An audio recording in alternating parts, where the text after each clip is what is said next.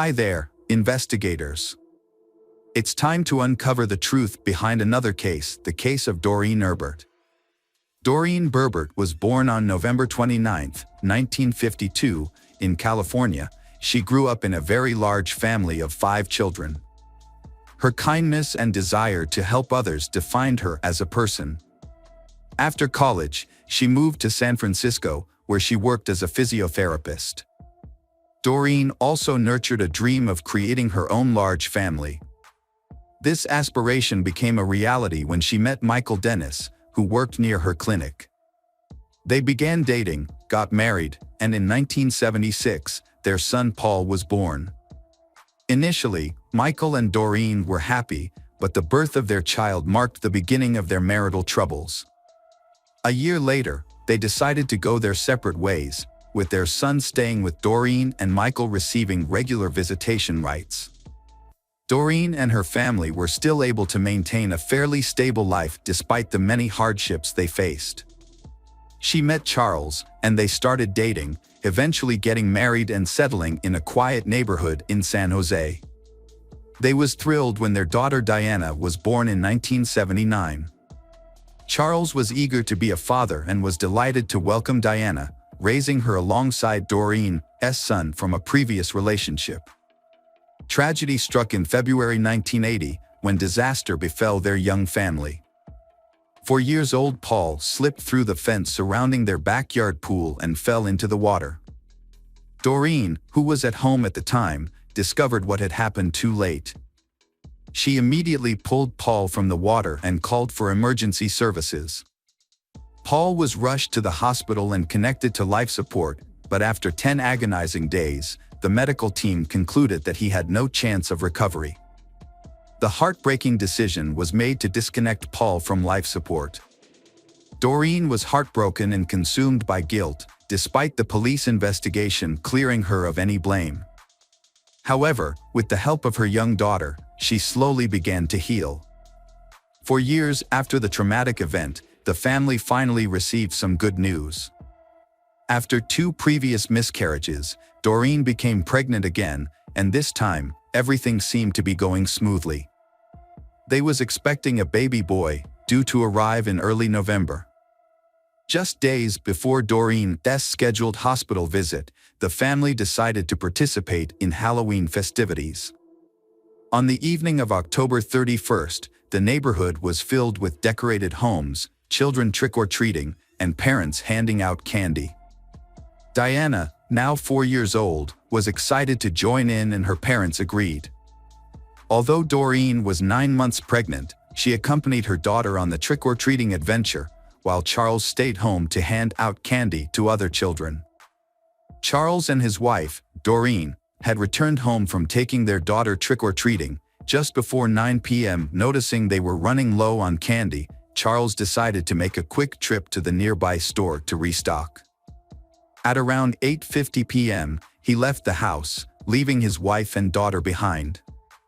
15 minutes later, he returned home to find the front door slightly ajar, which seemed suspicious. As he entered the house, he was met with a horrific scene. His wife, Doreen, lay on the floor in the corridor, surrounded by a large amount of blood and showed no signs of life. Charles immediately called 911. In the living room, he then found the body of their unborn child. Charles was in shock, struggling to comprehend what he was seeing.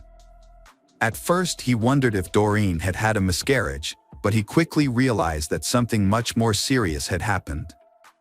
Next to their unborn child lay Doreen's severed hand, making it clear to Charles that his family had been attacked. Fearing for his daughter's safety, he frantically searched for her. There was so much blood on the floor that he slipped and fell while running through the house. Eventually, he found his daughter hiding behind the sofa in the living room. She is still alive and unhurt.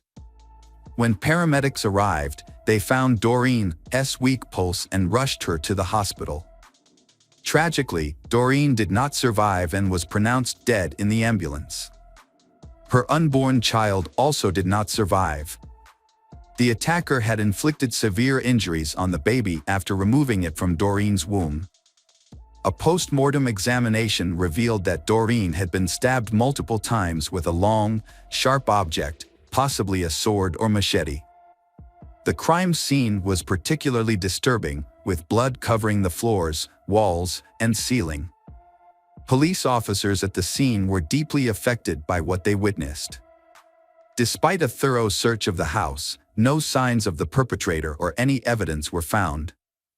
However, investigators did discover bloody footprints leading from the house to the middle of the road, suggesting that the killer may have escaped in a vehicle.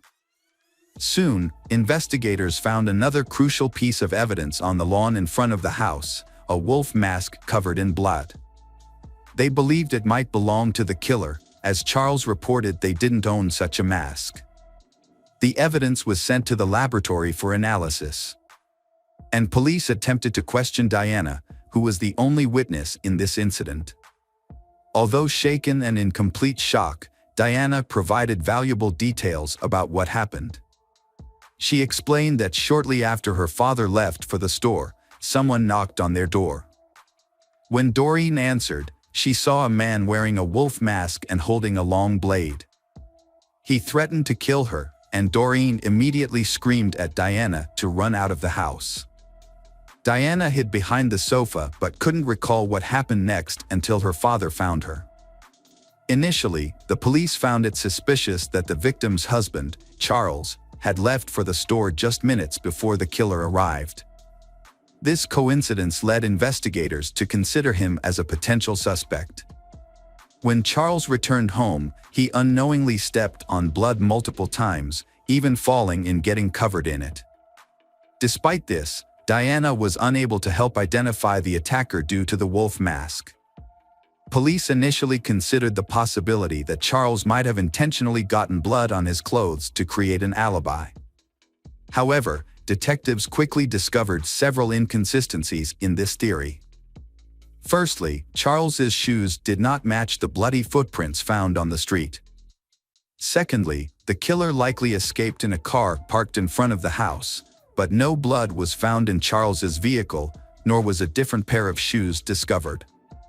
To investigate further, police went to the store that Charles had visited that evening and spoke to the staff there. They confirmed that Charles had indeed purchased candy from him. This established an alibi for Charles, as he didn't have enough time to commit the murder. Surveillance footage from the store supported Charles's account, leading detectives to temporarily rule him out as the prime suspect. They then asked Charles if he knew of anyone who might want to harm his family. Charles immediately pointed out Michael, Doreen's ex-husband. According to Charles, Michael's behavior changed dramatically after the death of their son, who had drowned in the pool. Michael blamed Doreen for the boy's death, believing she had deliberately killed Paul to cut ties with him. Michael filed a lawsuit against his ex-wife Doreen, holding her responsible for the death of Paul, but lost the case. Their marriage had been troubled even before their divorce. After the birth of their son, Michael's behavior became increasingly erratic, often withdrawing into depression and distancing himself from his family. Doreen suspected that Michael's childhood traumas were to blame. As a child, Michael had hearing problems and wore a bulky hearing aid, which earned him constant teasing from his peers. This led to him growing up as an introvert with few friends and a fear of interacting with women. Although his relationship with Doreen seemed to have helped him overcome these issues, they eventually resurfaced and contributed to their decision to divorce. When Doreen married Charles, Michael began to resent her, particularly for the fact that another man was raising his son. These feelings became even worse after Paul's death, made Michael hate his ex-wife even more. Michael has also been unemployed for a long time, which had a significant impact on him. After considering this information, the detectives decided to visit Michael's house to speak with him. Although Charles's statement alone was not enough to make Michael the main suspect, the fact that Michael lived only 2 miles from Doreen's house prompted the detectives to pay him a visit immediately.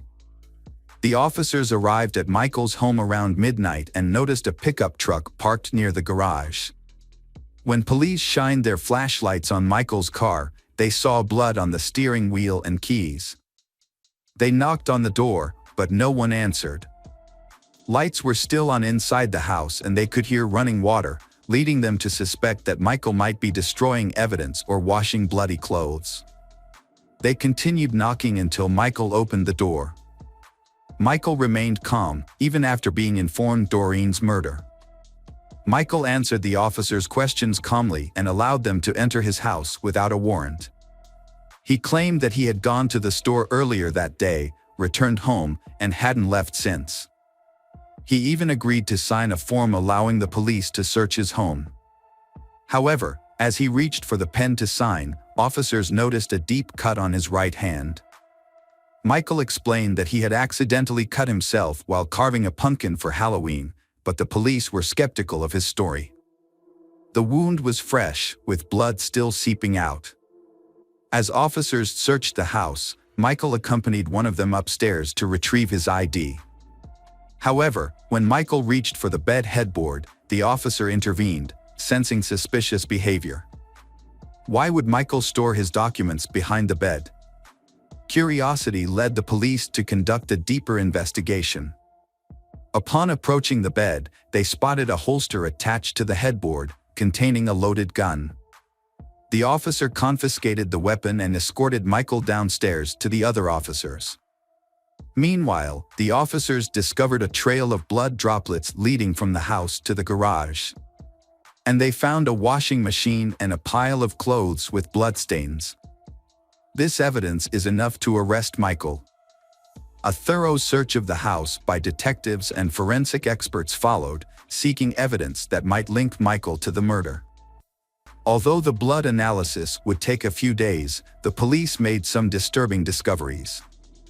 They found an empty box for an 18-inch machete. Medical experts confirmed that the wounds from this knife matched the actual wounds found on Doreen's body. During the investigation, police found 2 makeshift coffins in Michael's house, leading them to believe that he was planning to harm his ex-wife, Doreen, and her husband. The presence of medical body bags at his home was also suspicious. As detectives pieced together the evidence, they went to a judge to request a warrant for Michael's arrest. However, due to a lack of concrete evidence, they were initially only able to hold him for a limited time. When the judge refused to issue an arrest warrant, citing insufficient circumstantial evidence to convict Michael, he was released from prison. But detectives eventually got vital information from the autopsy results. Experts discovered that the crime scene had blood from 2 individuals. One blood type was identified as Doreen's, and the other was Michael's. This evidence suggested that Michael had likely injured himself while attacking Doreen. With this new evidence, the judge quickly issued a warrant for Michael's arrest, charged him with the murder of Doreen and her unborn child. In addition, detectives discovered that Michael owned a wolf mask identical to the one found near Doreen's house the previous Halloween. Further inquiry revealed that Michael had worn the mask to a party, and a photograph of him wearing it was even obtained by police. To validate this, detectives searched Michael's home and found the same clothing he wore in the photo. To search for new clues to the case, the police interviewed Doreen's neighbors about the incidents that happened that night. Several children who were trick-or-treating reported seeing a man wearing a wolf mask standing across from Doreen's house, eyeing it intensely. This sighting occurred around 7 p.m., a full 2 hours before the murder. Michael's trial commenced in July 1988, 4 years after the crime. He initially pleaded guilty but later changed his plea to not guilty by reason of insanity. A psychologist evaluated Michael and diagnosed him with severe mental health issues. Michael claimed that the horror of Halloween was too much to bear, as the sight of children trick-or-treating reminded him of his own loss and triggered a mental breakdown. He alleged that this breakdown led him to visit Doreen's house armed with a machete on the evening of the murder. When Doreen opened the door, Michael revealed his true identity as the man behind the mask and made a shocking statement: "She killed their son." Recognizing the man as Michael, Doreen quickly screamed for her daughter to run and Michael immediately attacked her. Michael claimed he was unaware that Doreen was pregnant at the time of the attack, but this assertion was met with skepticism. Doreen was visibly pregnant, standing at 4 feet 1 inches tall, and her friends found it hard to believe that Michael wouldn't have noticed, especially given her prominent belly. In fact, her friends joked that her pregnancy had made her almost as wide as she was tall. The prosecution argued that Michael was fully aware of his actions and had planned the crime in advance, a claim supported by evidence from the investigation. Detectives discovered that Michael had previously shared his desire to kill his ex-wife and her husband with friends, and had even discussed disposing of their bodies in the bay. The presence of 2 coffins and body bags in his home suggested that he was serious about carrying out this plan, and the prosecution argued that he had adjusted his intentions for some reason to target Doreen instead.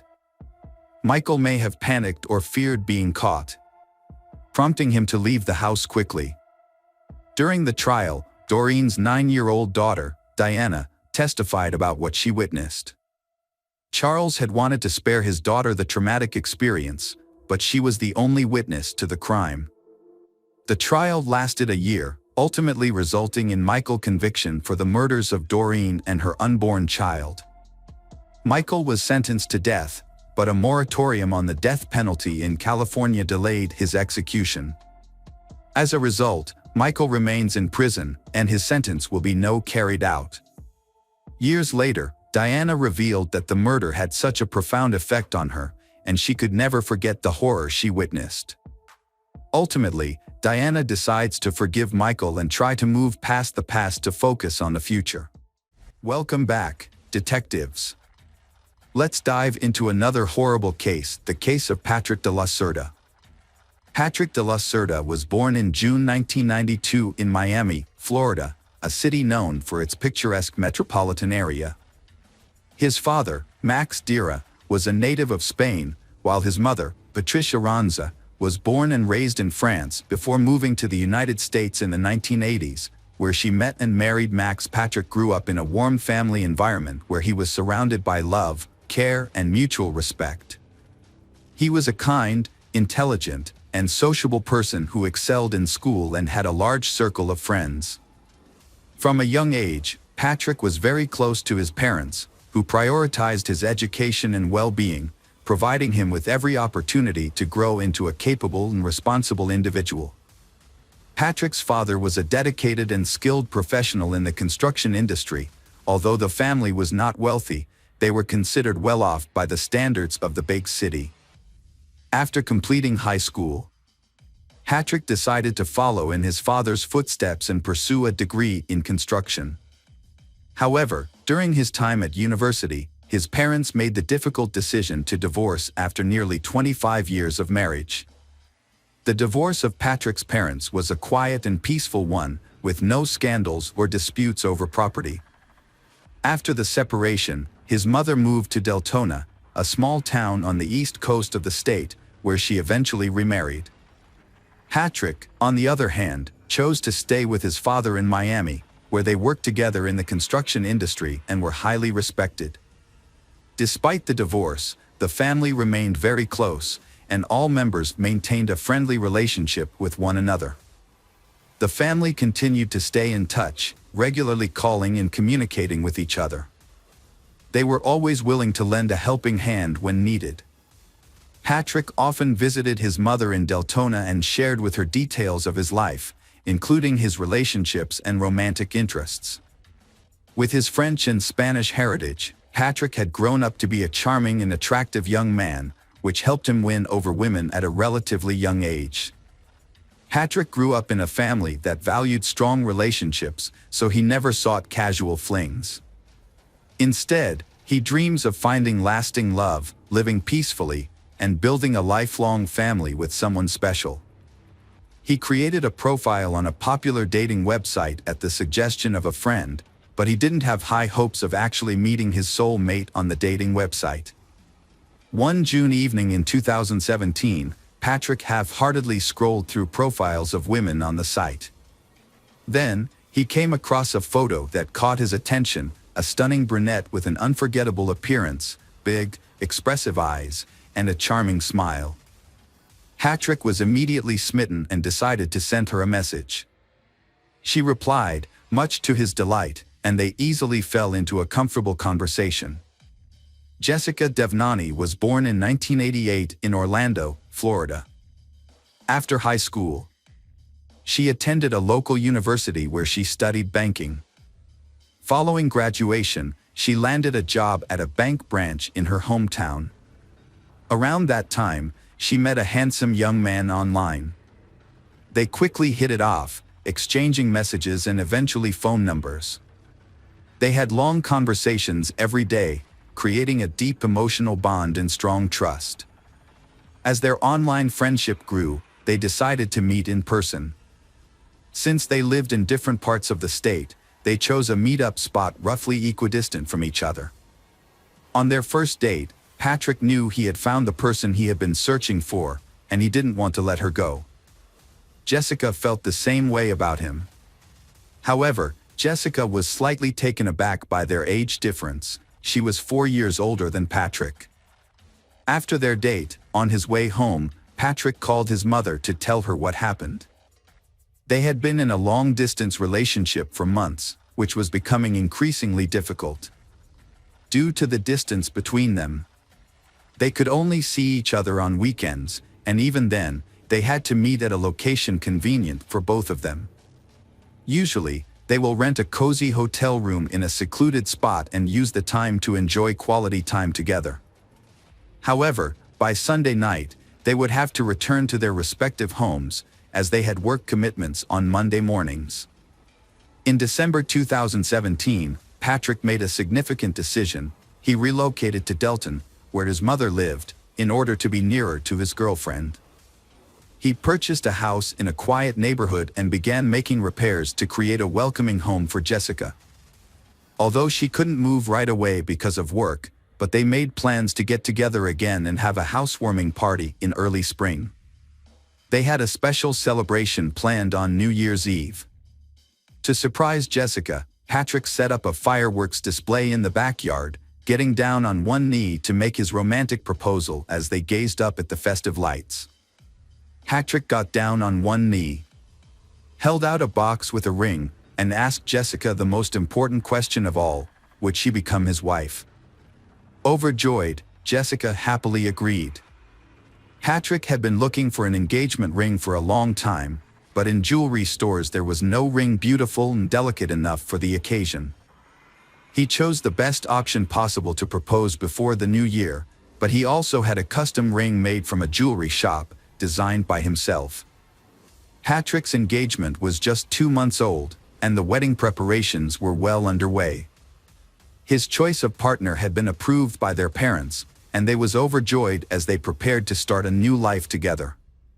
They had plans for a grand celebration, either in Miami on the shores of the Atlantic Ocean or in France, where the groom's mother was from, on February 27, 2018. On that day, Patrick's father, Max, received a call from a courier while he was at work. The delivery man explained that Patrick's order has been delivered, but Patrick did not answer the door or answer the phone. Max was taken aback by Patrick's unexpected actions, which immediately raised his level of concern. Since Max was tied up at work and couldn't go check on Patrick, Max asked his future daughter-in-law to go instead. Patrick's father called Jessica in a panicked tone, saying he couldn't reach his son. Jessica had been trying to contact Patrick all morning, but he wasn't responding to her calls or messages. When she shared this with Patrick's father, Max, he feared the worst. Jessica immediately dropped everything and rushed to Patrick's house. When she arrived, she saw his car in the driveway, indicating he was still at home. Using her own key, she entered the yard and called out to Patrick, but there was no response. Jessica carefully opened the front door and was met with a horrific sight. Patrick was lying in a pool of blood, showing no signs of life. She quickly called emergency services, but the paramedics were unable to save Patrick and declared him dead at the scene.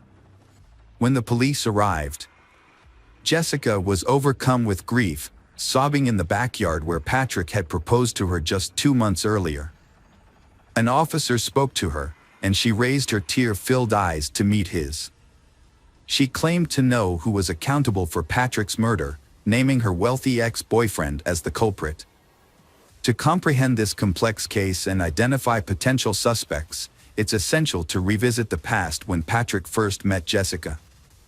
At that time, Jessica was in a relationship with Gregory Bender, a wealthy businessman who owned an investment fund. She met Gregory during her student years, and he was 20 years her senior. Gregory showered Jessica with expensive gifts and took her on lavish vacations, eventually winning her affection. Jessica thought she had found her soulmate, but soon she began to notice some disturbing patterns in her ex-boyfriend Gregory's behavior.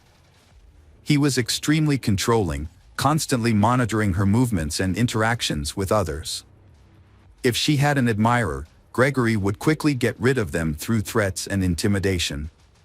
Meanwhile, he kept his own life a mystery, sharing very little about himself with Jessica.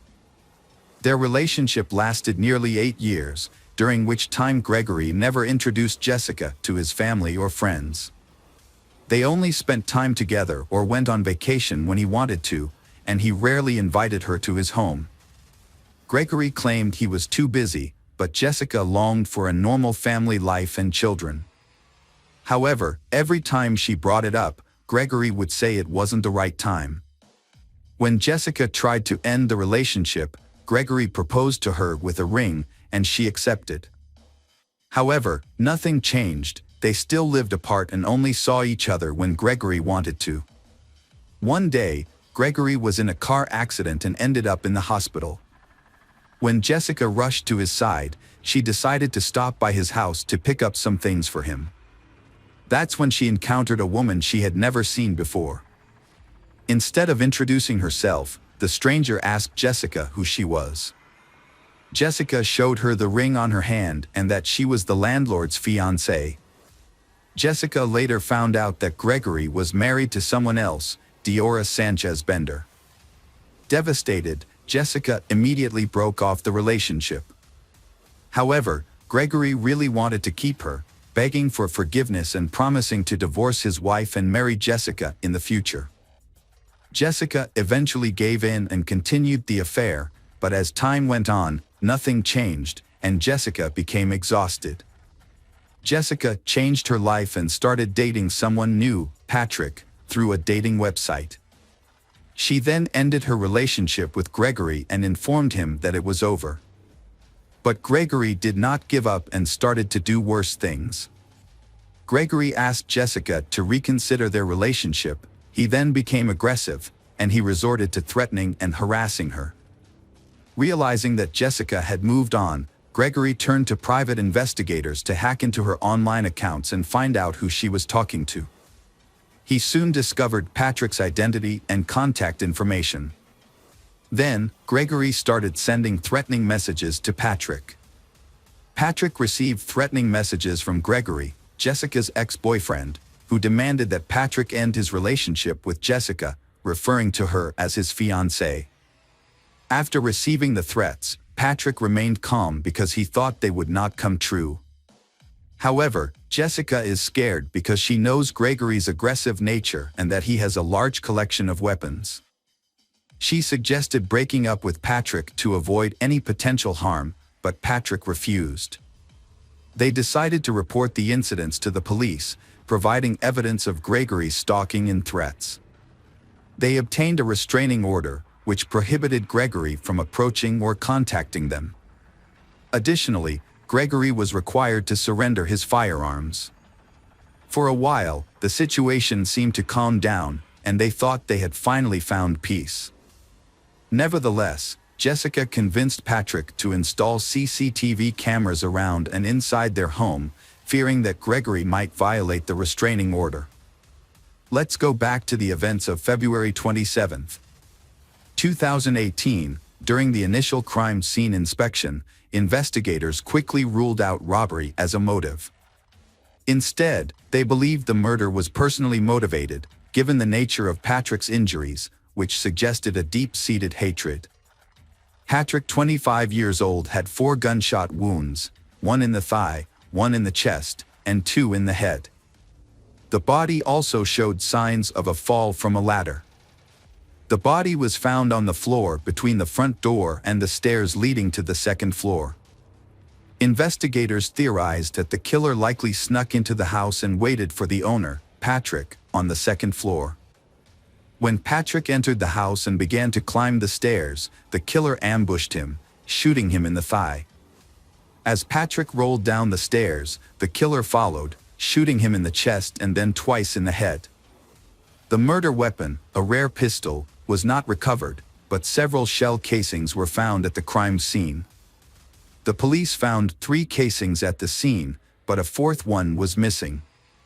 This led investigators to suspect that the killer might have taken it as a souvenir.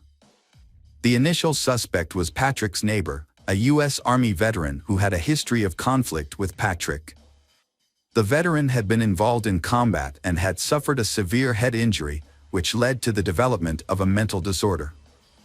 The veteran was skilled with firearms and had access to rare guns. In a previous incident, the veteran had mistakenly shot at his neighbor, thinking he was a burglar. After his release, the veteran continued to harass the victim, accusing him of being a spy and threatening to expose him.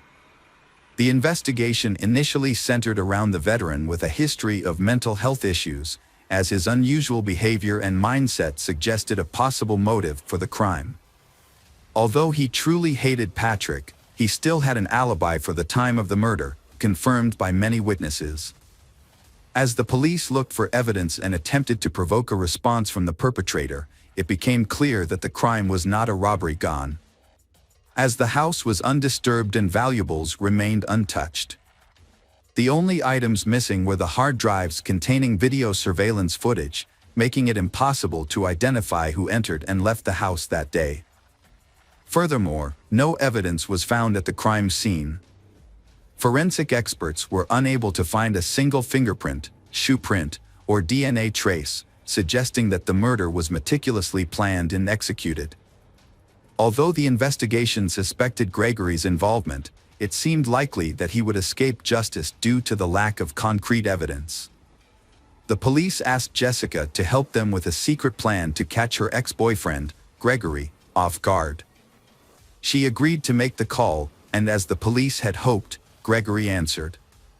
Jessica tried to lure him into a conversation, but it quickly became apparent that he had anticipated the trap and was not falling for it. Gregory seemed unflappable as Jessica confronted him about Patrick's death. When she accused him directly, he acted shocked and even offered her his condolences. Despite her best efforts to get him to lose his cool, he didn't give away any incriminating information. In the end, the police didn't have enough evidence to hold or question Gregory, so he remained at large, abiding by the terms of a restraining order. He appeared to have already distanced himself from Jessica, makes gathering evidence more difficult. As the police investigation stagnated due to lack of evidence, Diora Sanchez, Gregory's wife, called to reveal she had vital information about Patrick's death. Upon arrival at the police station, Diora told investigators about discovering a cryptic notebook in Gregory's office just days before the crime occurred. Upon flipping through the notebook's pages, Diora stumbled upon an entry containing an address she didn't recognize, accompanied by a series of cryptic digits that appeared to be a code. Diora had previously ignored some suspicious sketches made by Gregory, but when she saw a news report about a young man's murder, she realized the significance of those sketches. The crime scene's layout matched the drawings Gregory had made. Diora informed the investigators, who then obtained a search warrant for Gregory's house. Upon searching, the police found a mysterious notebook in Gregory's office, but several key pages were missing. They later discovered those pages in a trash can, carelessly discarded after being ripped out and crumpled. The pages contained a detailed plan of the crime, including turning off the victim's phone, wearing gloves, and using a special lubricant on shoes to avoid leaving footprints. The records also revealed that Gregory had been stalking the victim, Patrick, and knew his daily routine, including the time he returned home. Furthermore, Gregory knew the location of surveillance cameras in and around Patrick's house, suggesting this was a carefully planned and executed crime. In addition to committing the crime, Gregory took steps to cover his tracks by disposing of the weapon, clothes, shoes, and gloves. However, he failed to destroy his own records, which later incriminated him. Furthermore, his wife's curiosity ultimately worked against him. A shell casing was discovered in a cigar box, which was meant to be taken as a trophy by the gunman. Forensic analysis confirmed that the casing matched the one found at the crime scene. The trial of Gregory posed a challenge due to the lack of direct evidence. Although the accumulated evidence was sufficient to arrest him, it was largely circumstantial. Since the crime weapon was never recovered, there was no definitive proof that Gregory was at the victim's house on the day of the crime. Moreover, there were no eyewitnesses to testify against him. The trial, which began in May 2021, more than 3 years after the crime, was heavily influenced by the skilled lawyers Gregory hired. He appeared confident and seemed to believe he would evade punishment. A crucial witness, Jessica, provided detailed testimony about her long-term relationship with Gregory, including his marital status, her attempts to break up with him, and the subsequent harassment and threats he made against her and Patrick. Jessica presented evidence of her conversations with Gregory, including screenshots of their conversations and their phone records. However, Gregory's lawyers countered by blaming Jessica, claiming that she was responsible for Gregory's behavior. They claimed that Jessica had started a new relationship with Patrick while still involved with Gregory, and that she had hurt his self-esteem. The defense downplayed the significance of the written plans for the murder, describing them as mere fantasies of a hurt man seeking revenge on his rival. They argued that Gregory never acted on these plans and therefore did not leave any evidence at the crime scene. Additionally, the lawyers claimed that the search of Gregory's home was conducted illegally and with procedural errors, suggesting that the shell casing found there could have been planted. The crime weapon was never found, and Jessica's identification of the gun model was uncertain. She had previously seen a similar gun in her boyfriend's collection, but she wasn't familiar with firearms and could have been mistaken. The defendant's ex-wife, Diora Sanchez, was called to testify. During her testimony, the defendant, Gregory, unexpectedly professed his love for Diora. This declaration seemed to affect Diora, and her testimony became unclear. Diora claimed to have forgotten some details and ultimately stated that she doubted Gregory's capability for murder, given their long history together. Despite the defense's efforts to challenge the search of Gregory's home and the lack of direct evidence, the jury found him guilty of first-degree murder after hours of deliberation. Gregory was given a life sentence with no possibility of parole. As the judge read out the sentence, the defendant fixed Jessica with an intense stare, not blinking once. His glare made her feel nauseous. Jessica sat next to Patrick's mother and suddenly burst into uncontrollable sobs, finding it hard to breathe. Despite multiple attempts by Gregory's lawyers to appeal the verdict, all their efforts were unsuccessful. The case attracted public attention, with many outraged that a wealthy businessman had brutally murdered a working-class man and attempted to escape justice. Patrick's story was widely reported in the press, and Gregory remains in prison to this day. Jessica Dira said she is grateful that justice has been served, and Patrick's memory will always live on in her. She wears the engagement ring he gave her and a special piece of jewelry he had intended to give her but never got the chance. Jessica remains close to Patrick's parents, who have welcomed her into their family as one of their own. Hello friends, welcome to our channel. Today we're going to take a look at another horrible case with you, the case of Kendra Hatcher. Kendra Hatcher was born on February 3, 1980, in Springfield, Sangamon County, Illinois, to Reagan Hatcher and Bonnie Gibson Jameson Colley. Her parents divorced, and her mother later married Bruce Jimon. She had 3 sisters, Jamie Coleman Ashel Leapum, Melissa Jameson, and a brother, Neil Hatcher. Kendra grew up in Pleasant Plains, where she studied dentistry. After getting divorced in 2010, she moved to Dallas and started working at Smile Zone, a dental studio. As a devout Christian, Kendra wanted to use her dental skills to help others, providing free services to disadvantaged children at the clinic. In her spare time, Kendra was involved in various activities, including teaching Bible studies and participating in volunteer programs. These programs involved building churches abroad and providing free dental services to children in Ecuador. After moving to Dallas, Kendra's professional career took off rapidly. Her personal life also began to blossom when she met Dr. Ricardo Palacios through a dating app on May 24, 2015. Kendra and Ricardo shared similar values, interests, and life goals. Ricardo was completing his dermatology residency at the University of Texas Southwestern Medical Center. Despite having only been together for a few months, they were already discussing their upcoming marriage. A tragic incident in a parking lot took the life of Kendra, cutting short all their future plans. Upon arriving at the crime scene, investigators examined the evidence and initially suspected robbery as the motive, given that Kendra's purse and some valuables were missing. They found bullet fragments and a gun magazine near her body.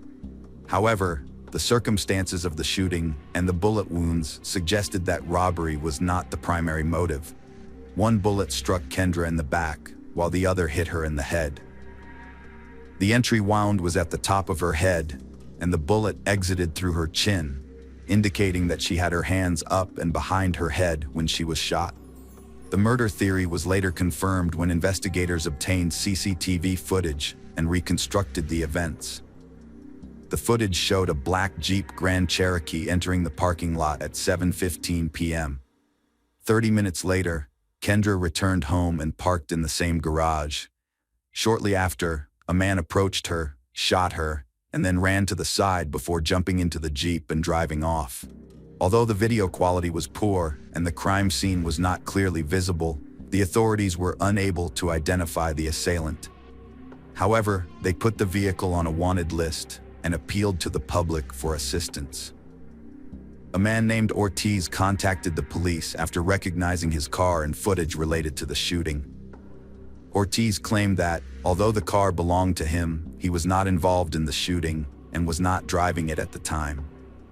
He explained that, on the morning of September 2nd, he had lent his Jeep to two of his girlfriends, Brenda Delgado and Crystal Cortez, who asked to borrow it until the evening. Later that evening, Brenda called Ortiz to meet her at a restaurant where they were at the time of the crime. Meanwhile, Crystal Cortez drove the Jeep back to Ortiz's house. When Ortiz saw his Jeep on the TV news, he confronted Brenda, who initially denied that it was his Jeep, then admitted that Crystal had used it without his knowledge.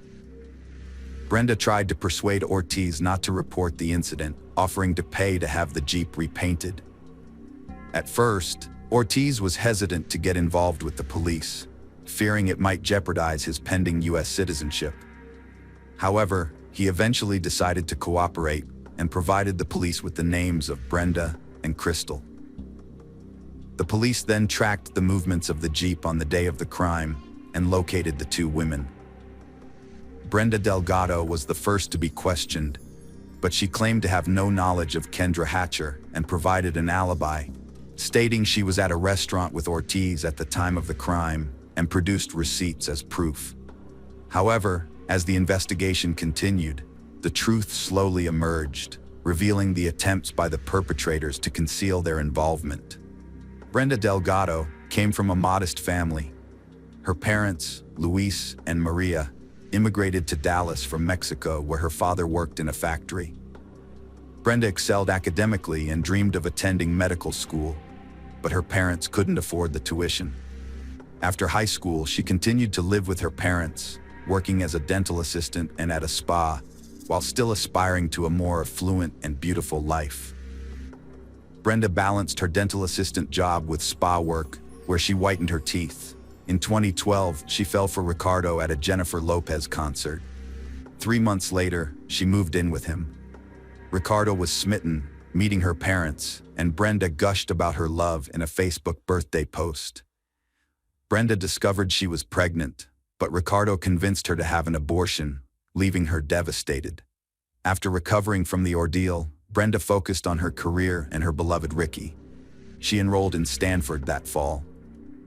Although it seemed like Brenda had moved on from the breakup, she was still hurting. Her obsession with Ricardo intensified, and when Ricky posted a photo with his new girlfriend, Kendra, a model-like beauty, Brenda was consumed by dark thoughts. Those close to her claimed she fantasized about harming Kendra. Investigators suspected Brenda had a strong motive to harm her rival. Ricardo confirmed that Brenda Delgado was his ex-girlfriend, and they had an on-again, off-again relationship from 2012 to 2015. They broke up a few months before Ricky met Kendra. Despite this, Ricardo believed he and Brenda remained friends and didn't think there was any bad blood between Brenda and Kendra. The reconstructed events revealed a disturbing picture of how manipulative and ruthless an abused woman can be. Brenda Delgado concocted a sinister plan to win back her former lover, Ricardo, and eliminate Kendra Hatcher, the woman he had moved on to.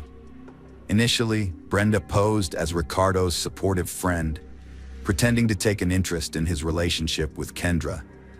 Unbeknownst to Ricardo, she gathered information about their future plans, which he naively believed was genuine concern. After Kendra's death, Ricardo confided in Brenda via text message, pouring out his grief. Brenda feigned sympathy, offering to help him in any way possible. Unaware of her true intentions, Ricardo trusted her completely. What he didn't know was that Brenda had been secretly manipulating him for months. She had been snooping on his mail, learning about his plans with Kendra, including their travel arrangements. This discovery fueled her anger, and she became fixated on eliminating Kendra, whom she believed had usurped her place in Ricardo's life. Brenda took control of Ricardo's phone account and used it to stalk him, keeping close tabs on his activities and those of his girlfriend Kendra. This obsession soon became her sole purpose in life. Brenda's fixation on stalking eventually led her to quit her job and dedicate all her time to achieving her twisted goals. Over time, she devised a cruel and terrifying plan to murder Kendra and take her place beside Ricardo. To put her plan into action, Brenda approached several acquaintances with an offer to harm Kendra in exchange for money. She eventually found a 21-year-old single mother, Crystal Cortez, who was struggling financially and willing to assist her. Crystal recruited a perpetrator, Christopher Love, who agreed to commit the crime. Brenda paid Crystal $500 and provided her with illegal substances, which Crystal then passed on to Christopher. Several women were tasked with following Kendra to learn her daily routines and identify the best location and time to carry out the crime. On September 2, 2015, they borrowed Jose's car. Crystal and Christopher lay in wait for Kendra in the parking lot, but lost their nerve and didn't follow her home from work due to fear of getting stuck in traffic. Later that evening, they finally carried out their sinister plan and were rewarded for their efforts. A few days after the crime, Crystal Cortez and Christopher Love were arrested. They both denied any involvement in the crime and claimed they were not at the scene. However, when the police found the murder weapon in the car, Love's story fell apart. Meanwhile, Crystal's alibi was inconsistent and confusing. At first, she claimed she was driving in the parking lot because an armed carjacker had taken over her SUV and forced her there. She even falsely stated that her young son was with her, but surveillance cameras showed no evidence of a child. As the investigation continued and more evidence emerged, Crystal changed her story again, this time offering to cooperate with the police in exchange for a reduced sentence. She implicated Brenda, claiming that she was the mastermind behind the crime and that they had been planning it for 2 weeks. According to Crystal, Brenda's obsession with winning back her ex-boyfriend, Ricardo, drove her to despise Kendra, whom she believed had taken her place. Brenda had pretended to be happy for Ricardo, but her life was actually unraveling. According to Crystal, Brenda decided to get rid of Kendra Hatcher at this point. In Crystal's testimony, she detailed how Brenda devised a plan to kill Kendra, enlisting her support. Brenda and Crystal started formulating a plan to kill Kendra, meeting several times and developing multiple plans. Initially, they planned to inject Kendra with illegal substances or sedatives and then dispose of her body. However, to avoid suspicion, Brenda needed a reliable enforcer and began looking for one. They drove around rough neighborhoods, asking people if they could help, which led them to Christopher Love, who agreed to help and participated in deciding the method of the crime. The three of them decided that shooting Kendra would be the quickest way to kill her. Crystal cooperated with authorities, revealing September 2nd wasn't a random choice.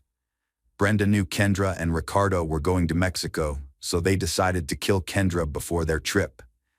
They wanted it to look like a botched robbery. Brenda and Crystal tracked Kendra's movements for days, noting her activities minute by minute. They traced her route home and entered the apartment complex's parking garage on September 1st, 2015, to set up the crime. Brenda and Crystal made a final check on the day of the crime. They picked up the Jeep and Christopher, dropping Brenda at the library to establish an alibi. Crystal and Christopher waited near Kendra's apartment, then followed her, losing her in traffic. They waited at her house, and when she arrived, Christopher shot her. Crystal claimed she didn't see it but heard the shot. She drove Christopher home, picked up her son, and returned the Jeep to Jose. Brenda's plan had finally come to fruition. She had eliminated her rival, and all she had to do was wait for a message from her beloved Ricardo. Brenda was thrilled to have committed the perfect crime. However, Crystal's subsequent confession and testimony against Brenda left no doubt about her guilt, and a warrant for her arrest was promptly issued. When the police arrived with the warrant, Brenda was no longer at home, having fled to Mexico using her dual citizenship. Brenda's involvement in a contract killing came to light after she fled, and on April 6, 2016, she was placed on the FBI's wanted list. With a $100,000 reward offered for information about her, she became the 9th woman to ever be listed among the most wanted fugitives, and the only woman on the list at the time. However, her freedom was short-lived, as she was apprehended just 2 days later in Torreon, Coahuila, by Mexican authorities, who extradited her to the United States on October 6, but only on the condition that she would not face the death penalty. Brenda was charged with capital murder in the U.S. At her 2017 Texas trial, relatives of Kendra and Ricardo spoke out. Witnesses testified, confirming Brenda's intentions and obsession with her ex. Her cousin Moses revealed Brenda's depression and her attempt to hire him to hurt Kendra. Brenda was obsessed with Ricardo, said friend Jennifer Escobar. Brenda read Ricardo's emails, tracked his movements, and had his house key and bank access. She asked Jennifer to kill or disable Kendra Hatcher, offering $2,000, a car, and drugs. Jennifer refused after consulting her parents. In court, multiple people who knew Brenda testified about her obsession, and it was established that Brenda had a motive to want Kendra dead. She viewed Kendra as an obstacle to getting what she wanted, specifically reuniting with Ricky. In the months leading up to Kendra's death, Brenda's obsession grew increasingly intense, as corroborated by evidence presented in court. This evidence included an ATM withdrawal receipt for $500, which Brenda later gave to Crystal as payment for her role, as well as a $600 cash payment received by Christopher Love. Furthermore, cell phone records revealed that Brenda, Crystal, and Christopher were together before the crime, with over 99 calls exchanged between Brenda and Crystal between August 22nd and September 4th, demonstrating their frequent communication to discuss the plan to kill Kendra Hatcher. Despite an alibi and receipts showing she was at a restaurant, the jury quickly found her guilty of Kendra Hatcher's murder. Delgado was sentenced to life without parole. Crystal Cortez, who cooperated with the investigation and pleaded guilty, received a 35-year prison sentence with parole eligibility. The Hatcher family expressed satisfaction with the court's decision and quietly left the courtroom following the verdict. On the other hand, the Delgado family, who knew Brenda as a loving daughter and woman with strong Christian values, refused to believe she was involved until the end. Hello friends, welcome to our channel. Today we're going to take a look at another horrible case with you. The case of Carmen Thomas. Carmen Thomas was born on October 30th, 1987, in South Africa. Her life took a drastic turn when her father passed away when she was just 10 years old. Overwhelmed by grief, her family moved to live with relatives in Whitby, United Kingdom. However, the move did not bring the peace they had hoped for, and they eventually returned to South Africa. When Carmen turned 18, she decided to leave behind with her relatives and later relocated to London to pursue her education. She earned a master's degree in marketing and quickly became known for her charismatic and outgoing personality. Carmen formed strong bonds with many people and became a loyal friend and companion. However, living in a big city like London came with its expenses, and Carmen had to work hard to maintain a decent standard of living. By day, she worked as a marketer in a store, and by night, she worked part-time at a gentleman's club. Although her career choices may have raised eyebrows, Carmen was a woman of principle and never compromised her values. She conducted herself with dignity and earned the respect of her clients. It was during her time at the club that she met Brad Callahan, a charming and flamboyant man.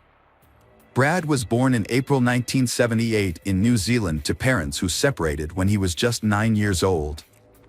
He stayed with his mother and later moved to Australia. Brad graduated from university in 2001 with a degree in construction engineering. He was then offered a job as a chief structural engineer for a large business complex in the UK by a prominent construction company. To navigate the complex's high-stakes negotiations and enhance his professional status, Brad sought the services of a gentleman's agency, where he met Carmen.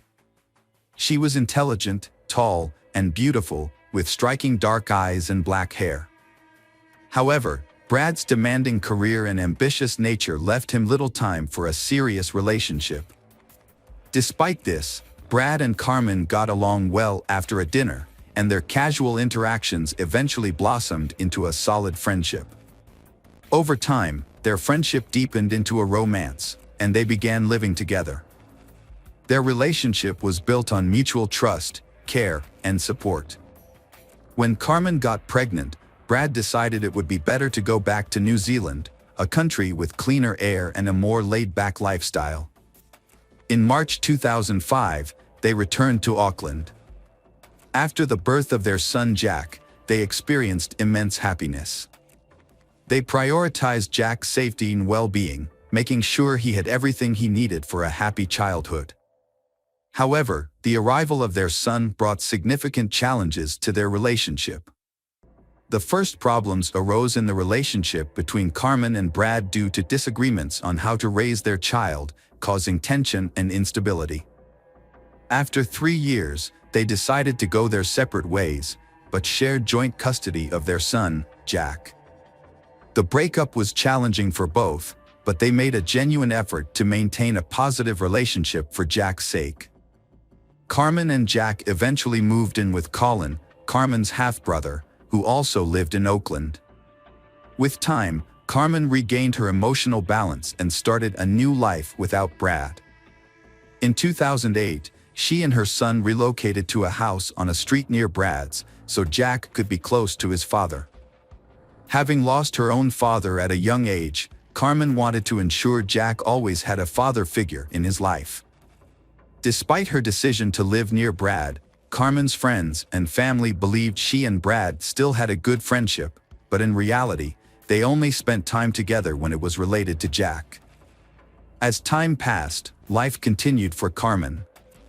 After parting ways, Carmen and Brad each attempted to move on. Brad resumed his career as a construction engineer and, in May 2009, began a new relationship, which ultimately led to an engagement. Meanwhile, Carmen devoted herself to raising their son and, much to Brad's dismay, returned to her work at a gentleman's club. This choice troubled Brad. Carmen repeatedly presented Brad with ultimatums, but he dismissed her requests, focusing on his impending marriage and plans for fatherhood once again. This marked the beginning of adjustments to his financial commitments, specifically affecting the alimony payments for the maintenance of their son, Jack, which Brad made in accordance with their agreement. However, Carmen viewed the financial constraints as a catalyst in an escalating series of conflicts. Tensions escalated until March 19, 2010, when a domestic violence incident occurred. Police responded to a neighbor's call about a dispute and mediated the situation. As a result, Carmen received a formal warning from law enforcement. On June 29, 2010, Brad visited Carmen's house to discuss a new school for Jack and to sign a written agreement for child support. However, Carmen was unhappy with the document and asked Brad to leave, yelling that Jack was not his son as he departed. 2 weeks later, Brad tried to contact Carmen again, but she did not respond. On July 13, 2010, Brad reported Carmen missing to the police, who began searching for her. Through video footage and interviews with neighbors, investigators were able to reconstruct a timeline of events leading up to Carmen's disappearance. They discovered that on June 29, a surveillance camera at a nearby supermarket had captured footage of Carmen, providing a potential lead in the search. During their investigation of the rented house where Carmen and Jack lived, police noticed that there was no outdoor garbage can. Inside the house, they found bloodstains on the front door, washing machine, sink, and shower. To confirm the presence of blood, forensic scientists used luminol, a substance that reacts with the iron in hemoglobin. The test revealed multiple patterns of blood on the bathroom door and floor. The landlord reported that on June 29, she heard loud screaming, followed by prolonged crying and moaning. When she knocked on Carmen's door, no one answered. She looked out the window and saw a street trash can and an overturned drying rack, which caught her attention. She called her husband, but before he arrived, Brad walked out of the house, carrying soiled clothes. He told the landlord that Carmen had become ill after a medical procedure and had vomited blood. However, the landlord noticed that Brad appeared to have just taken a shower. She had no reason to doubt his story, so she didn't call the police. The search for Carmen continued, and her cell phone activity caught the police's attention. Although messages were being sent from her phone regularly, the tone and language used were unusual and didn't match her previous communication style. The outgoing messages and calls continued until July 10.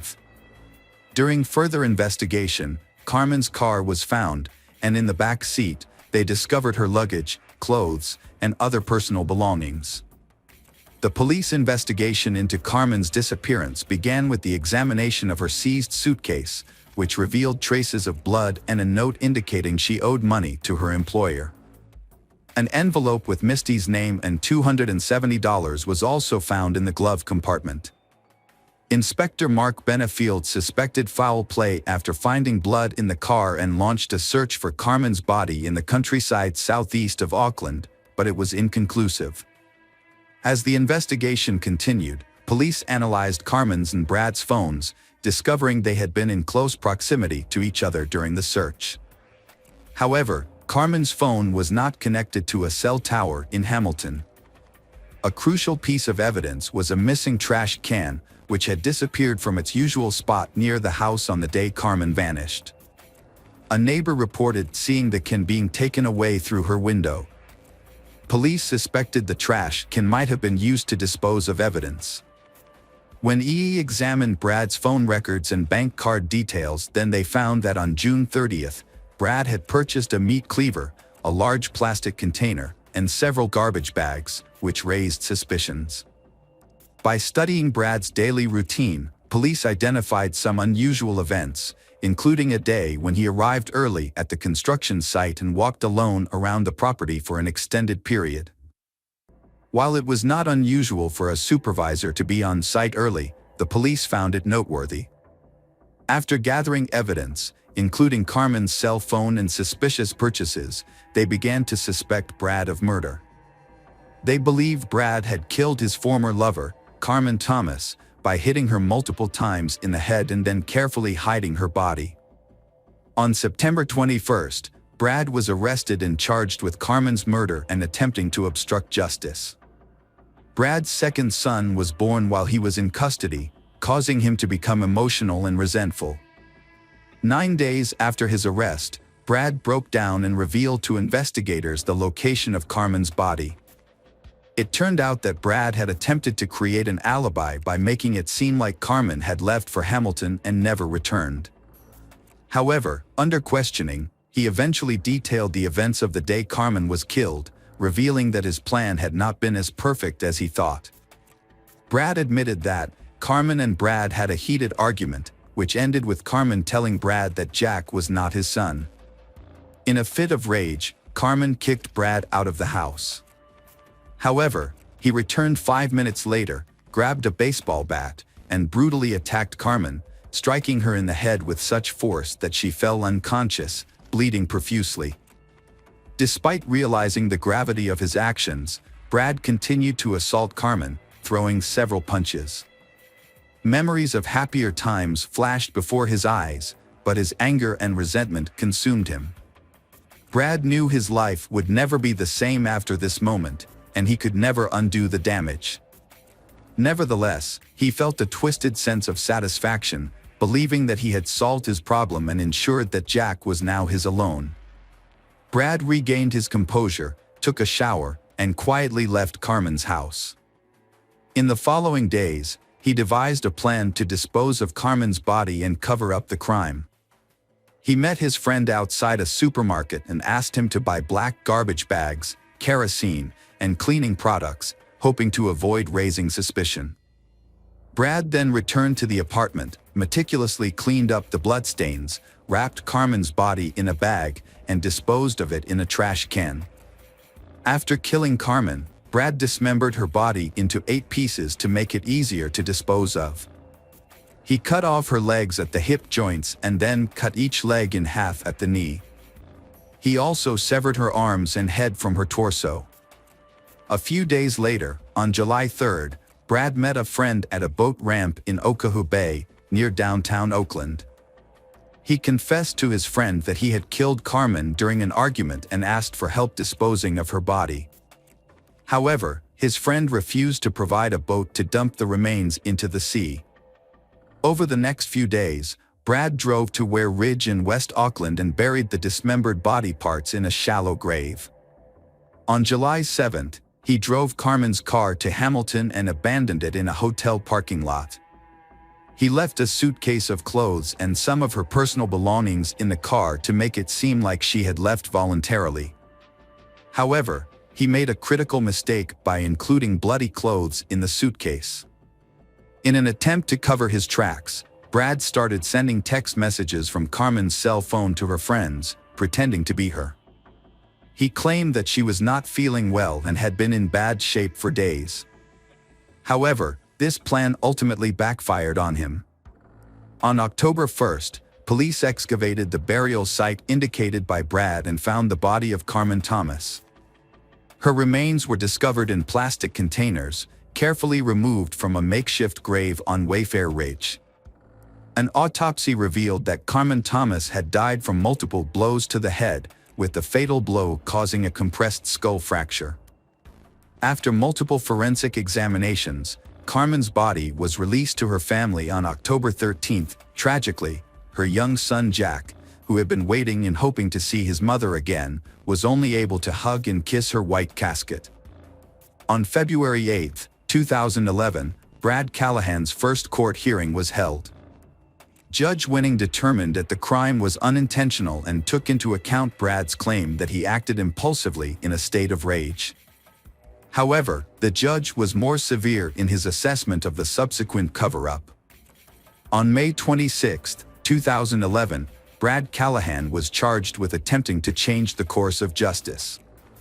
A retrial was held on November 25, 2011, where police officers filled the High Court in Auckland. In a surprise move, Brad Callahan made 2 guilty pleas, admitting to murder and attempting to change the course of justice after Carmen's death. A judge has sentenced 31-year-old Brad Callahan to life in prison for murdering Carmen Thomas. Brad was also given a 6-year sentence for attempting to interfere with the investigation into Thomas's death. The judge considered this one of the most serious cases of attempted interference with justice, describing Brad's actions as extremely serious. During the trial at Auckland High Court, the judge criticized the brutality of Thomas's murder, but decided not to impose the harshest possible sentence. The courtroom was filled with Thomas's friends and family, including her parents who had traveled from South Africa. Judge Venin condemned Brad's attempts to cover up his crime, which involved considerable effort and deception. The 6-year sentence for interfering with the investigation will be served at the same time as the life sentence. In a statement, the Thomas family expressed their ongoing anger and grief, saying that no punishment can bring their daughter back. However, they are relieved that Brad will be in prison for a long time, giving him the opportunity to reflect on the harm he has caused. Little boy Jack Brad is living with his grandmother in another town under an assumed name. Hello friends, welcome to our channel. Today we're going to take a look at another horrible case with you, the case of Brianna Marie Schneller. Brianna Marie Schneller was an 18-year-old with a vibrant personality who loved Mexican food, music, dancing, and roller coasters. She was an exceptional student, and ranking as the top student at Everest High School in Washington, according to her parents, Craig and Lori Schneller. Brianna had a promising future ahead, with a trip to Tennessee planned for the summer and a notable achievement as the only student in Wisconsin to qualify for a national competition in professional and technical fields. Brianna's passion was to pursue a career in restaurant management and eventually start her own business in the food service industry. To gain experience and skills, she worked part-time at El Mezcal restaurant in Rib Mountain. Those who knew her, including friends, colleagues, and customers, described her as kind and responsive. Brianna's life was on the verge of 2 major events: her graduation and her wedding to her 22-year-old fiancé, Sebastian Ramirez. Brianna's parents initially disapproved of her relationship with Sebastian due to their age difference and concerns that she was growing up too quickly. However, after getting to know Sebastian better, they began to trust him and saw that he genuinely loved Brianna and had serious plans for their future together. They eventually moved in together, sharing an apartment on 12th Avenue in WoW with Sebastian's 19-year-old younger brother, Hugo. To outsiders, it seemed like the 3 of them got along well and lived harmoniously, burning the envy of many for their close friendship. Sebastian and Hugo supported Brianna's interests and also worked with her at a local restaurant called El Tequila Salsa. It's likely that this is where Sebastian and Brianna first met. Despite their seemingly perfect life, tragedy struck on May 2, 2009. The day began like any other, with Sebastian waking up early and trying not to disturb Brianna, who was still sleeping peacefully beside him. It was a day off from school, and she had no reason to wake up early. Brianna woke up while her boyfriend was in the shower. They exchanged affectionate greetings and discussed their plans for the day. Meanwhile, Sebastian tried to rouse Hugo, who had returned home early that morning after a late-night party. Hugo was clearly hungover. After Sebastian left for work, which was just a short walk away, his younger brother followed suit. Brianna was left alone in the apartment. Later, Hugo was feeling unwell. His hangover was severe, and he was struggling to concentrate. He decided to take an early lunch break and headed home to rest. When he arrived at the apartment, everything seemed normal at first. However, as he entered his brother's room, he noticed that it was in disarray. Brianna was lying on the floor, unresponsive. Hugo rushed to her side and asked what was wrong, but she didn't answer. At first, he didn't notice the blood. Hugo discovered a horrific scene when he removed a towel covering a woman's face. Her severe injuries had left Hugo almost unrecognizable, and he was utterly shocked and overcome with grief at the sight of her. Despite his distress, he knew he had to act quickly and ran to his neighbor's apartment on the floor below for help. The neighbor, a woman, called emergency services at 1:30 p.m., who was too distraught to speak clearly. The emergency operator received the call and was told that she was the girlfriend of Sebastian. She was lying on the floor, severely injured with cuts all over her body and a badly disfigured face. The operator was informed that she showed no signs of life. Police and paramedics rushed to the apartment building after receiving a call. When they arrived, they found a crowded parking lot, but one person stood out, Hugo Ramirez. He approached the officers and led them to the apartment where the incident occurred. Inside, they found a disturbing scene. Brianna's body was severely injured, with deep stab wounds on her chest, neck, and wrist. Hugo was visibly shaken and could barely speak as he led officers to the apartment. He simply pointed to Brianna's body, and the officers took note of the scene. The officers asked Hugo to leave the room so that forensic specialists could begin their examination. The specialists observed that the blood on the floor had already started to dry, suggesting that Brianna's body had been there for some time. It was clear that she had tried to defend herself, as evidenced by the defensive cuts on her arms. However, the attacker had overpowered her, leaving behind a crime scene with a significant amount of evidence.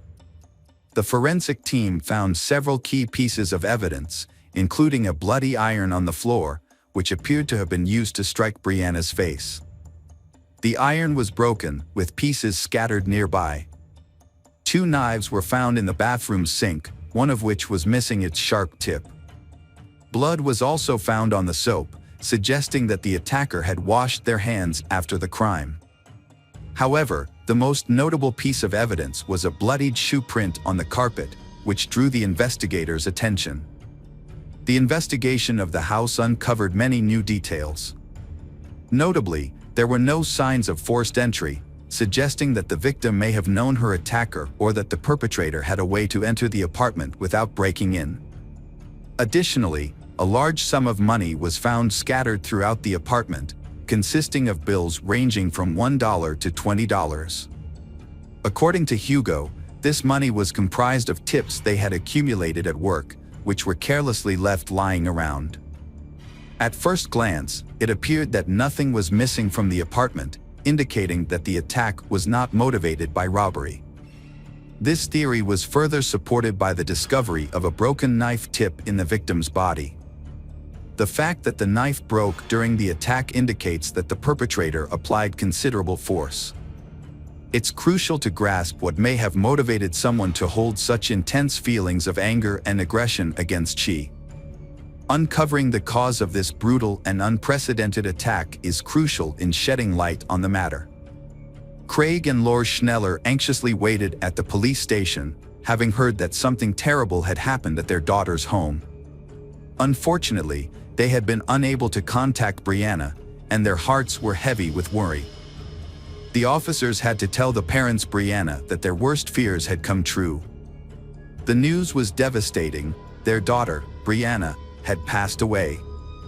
The loss of a child is one of the greatest sorrows a parent can experience, and for the Schnellers, it was a life-altering moment. To confirm the identity, the authorities showed them photographs of Brianna, but only those that clearly showed her face, as some of the other images were too graphic. After confirming the tragic news, the Schnellers were in shock. With the help of a psychologist, they were able to compose themselves and answer questions from the police. They were eager to assist in the investigation and help catch the person responsible. The Schnellers provided as much information as they could about their daughter's life, but they insisted that she had no known enemies. They also revealed that Brianna's mother had been the last person she had spoken to that morning. Her mother, Craig, took Brianna's car to the repair shop and messaged her daughter around 10 a.m. to let her know. Brianna replied to the message. The investigation shows that the tragedy occurred at a point in time that was after they sent messages to each other and before Hugo's arrival. As part of their inquiry, detectives first interviewed the Ramirez brothers, Sebastian and Hugo, questioning them separately. Sebastian, Brianna's fiancé, stated that he woke up at 9:15 a.m., had a brief conversation with Brianna while getting ready for work, and then woke up his brother, Hugo. Around 10:15 a.m. Sebastian claimed he was already at the restaurant when he received a phone call informing him about the incident. Hugo's account corroborated Sebastian's, saying he left the house around 10:15 a.m., shortly after his brother. He returned home at 1:20 p.m. due to feeling unwell and wanting to rest. When Hugo found Brianna's body, his reported illness and fatigue vanished almost instantly. The events that followed were a daze. He was so shocked that he couldn't think clearly about how to respond. His mind went blank and his hands shook uncontrollably, prompting him to seek help from a neighbor. The Ramirez brothers' accounts were believable, and their distress seemed authentic. Nevertheless, the police had seen convincing performances before, so they needed concrete evidence to confirm their innocence. It was possible that one of the brothers was involved in the crime and the other was covering for him. To investigate this, detectives asked about their relationships with each other. Sebastian expressed his love for Brianna and his excitement for their upcoming wedding. Hugo was questioned about whether he had any issues with Brianna or if they had argued, but he denied it.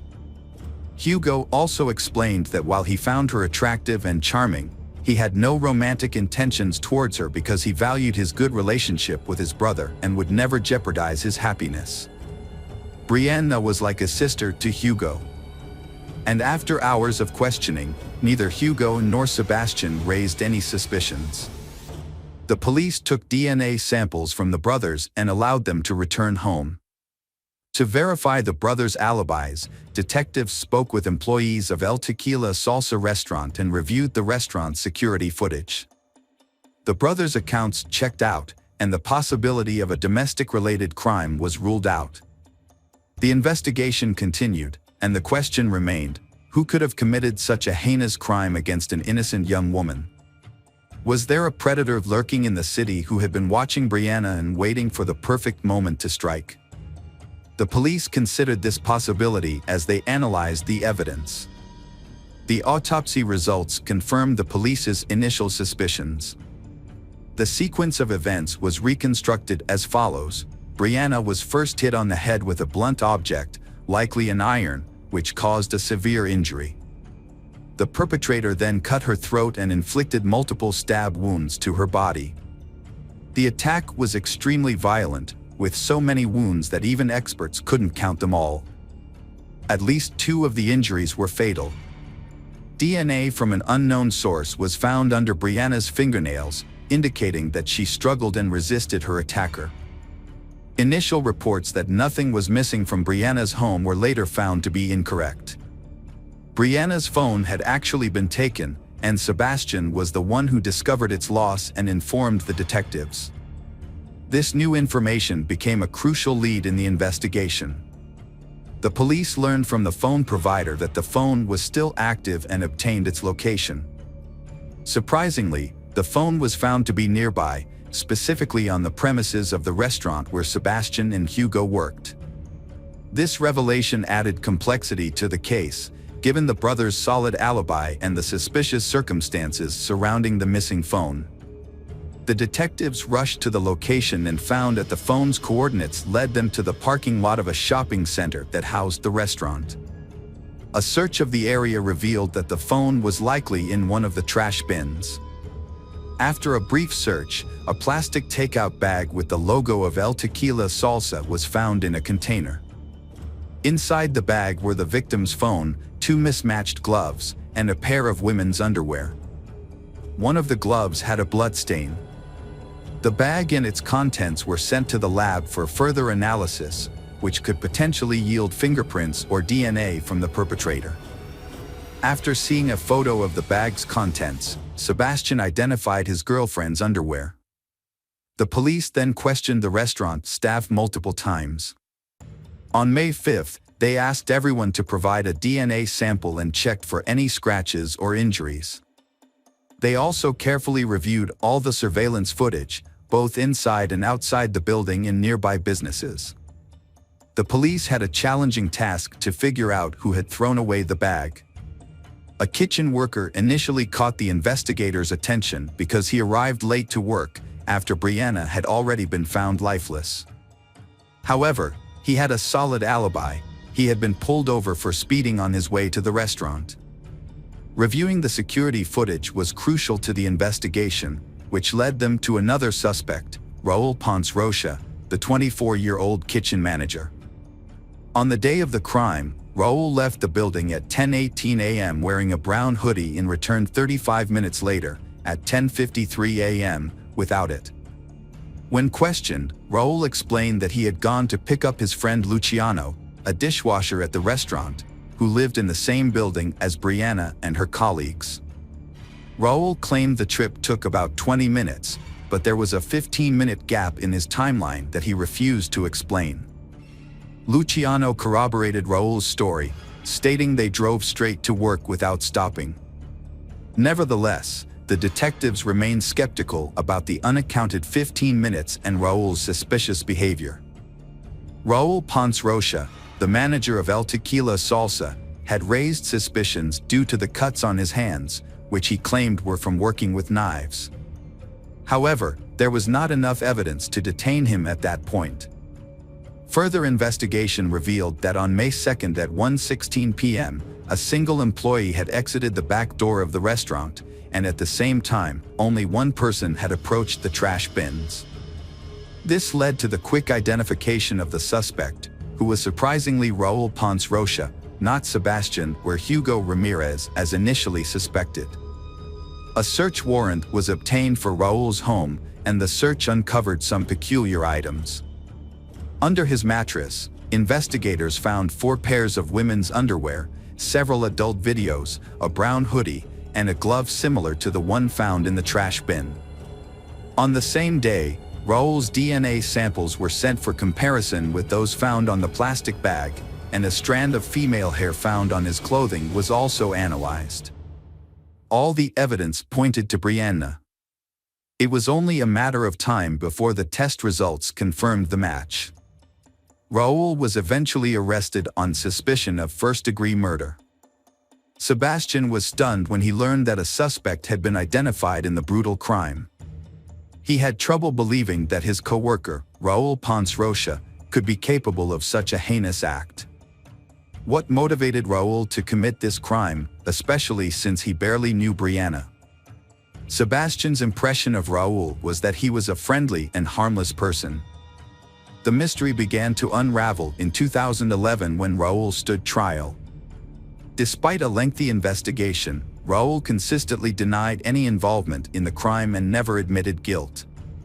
However, the prosecution presented strong evidence that contradicted his claims.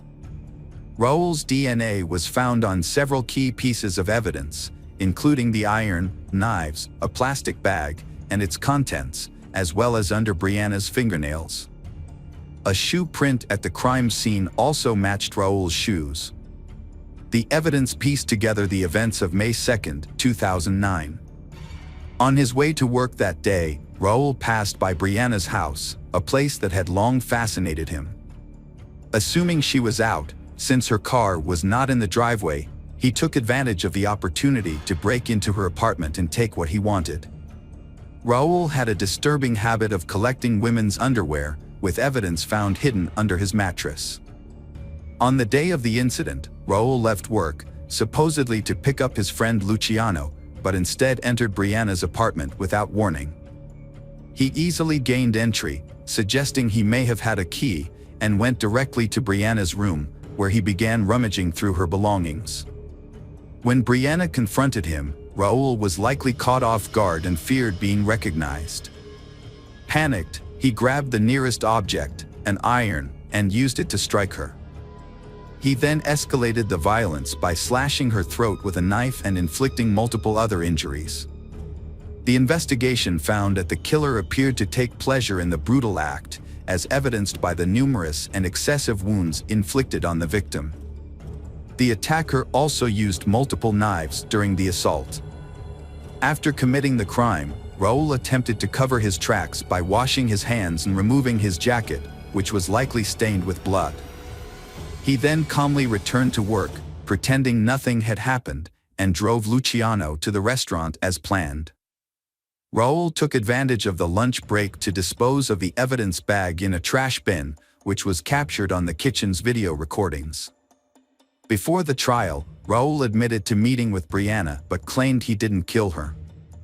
However, he suspected someone else might have and named a former restaurant employee. Raul stated that he saw this acquaintance, Sergio, at Brianna's house on the day she died. This confirmed that Raul had indeed entered the Ramirez apartment. However, when Raul left, Sergio stayed behind and had an argument with Brianna. Raul's statement raised more questions and led to further investigations. The authorities verified the information and managed to contact Sergio, who was abroad at the time.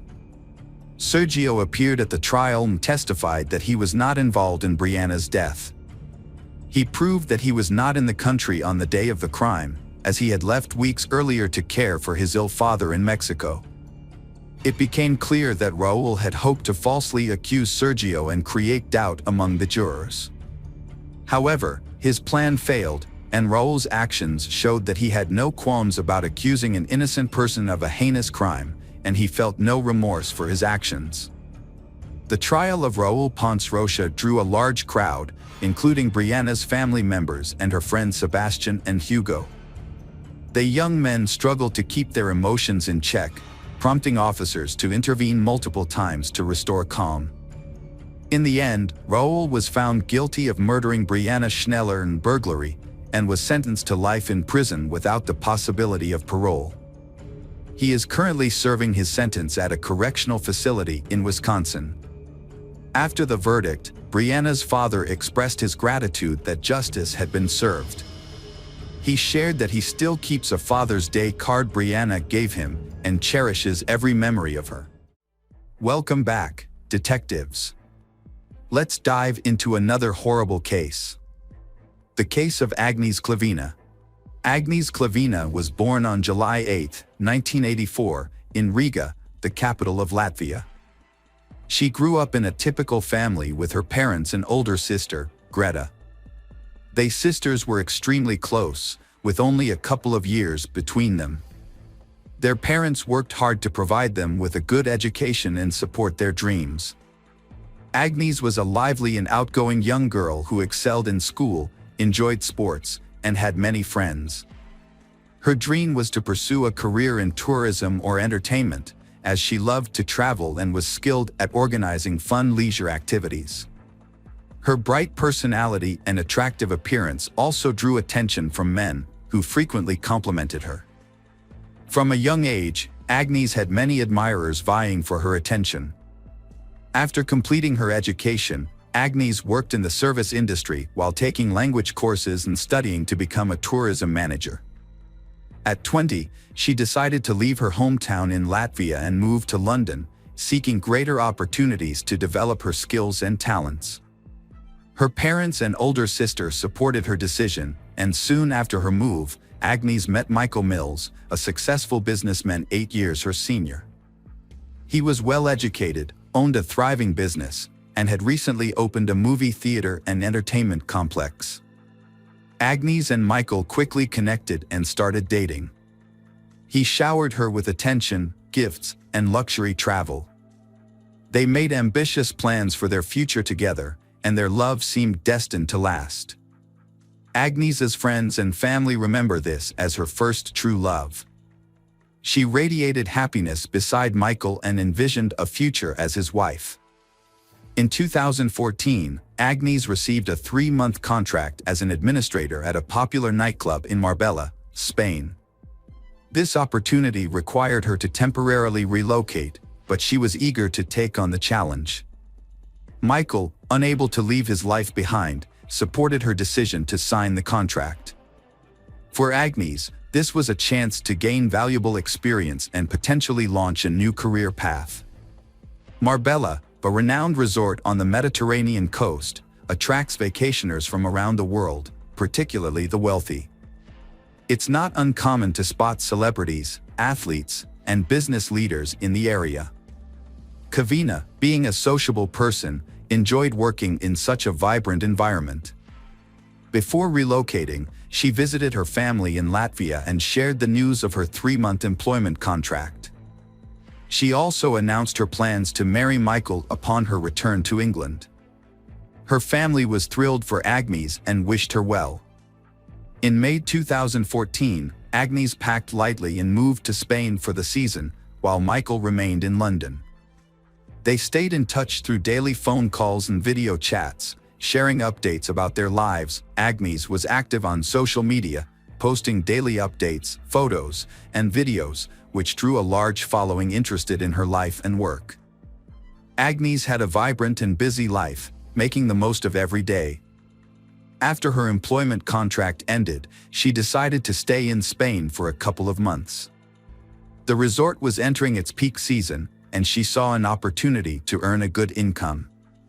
She discussed her plan with her Michael, who was supportive and promised to visit her for a few days since they hadn't seen each other in a long time.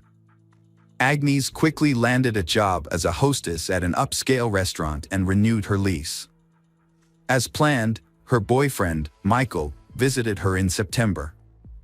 During his visit, they had a great time, planned their upcoming wedding, and picked a destination for their honeymoon.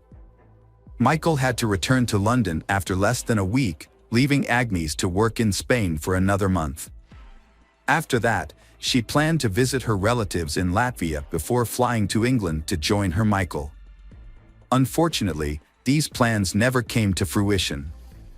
Agnes went to the popular Costa del Sol nightclub with friends on September 6th. Earlier in the day, she had informed Michael of her plans and he approved.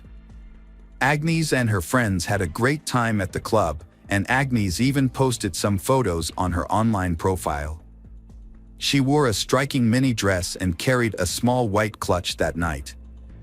As the night wore on and her friends prepared to leave, Agnes decided to stay a bit longer and then take a taxi home. Her friends didn't worry about her, as she was responsible and hadn't had much to drink. When they said their goodbyes and headed out, Agnes was chatting with a man who had bought her a drink and was trying to get her attention. After that night, Agnes disappeared without a trace. It was as if she had vanished into thin air. No one could recall what time she left the club, who she left with, or where she went afterwards.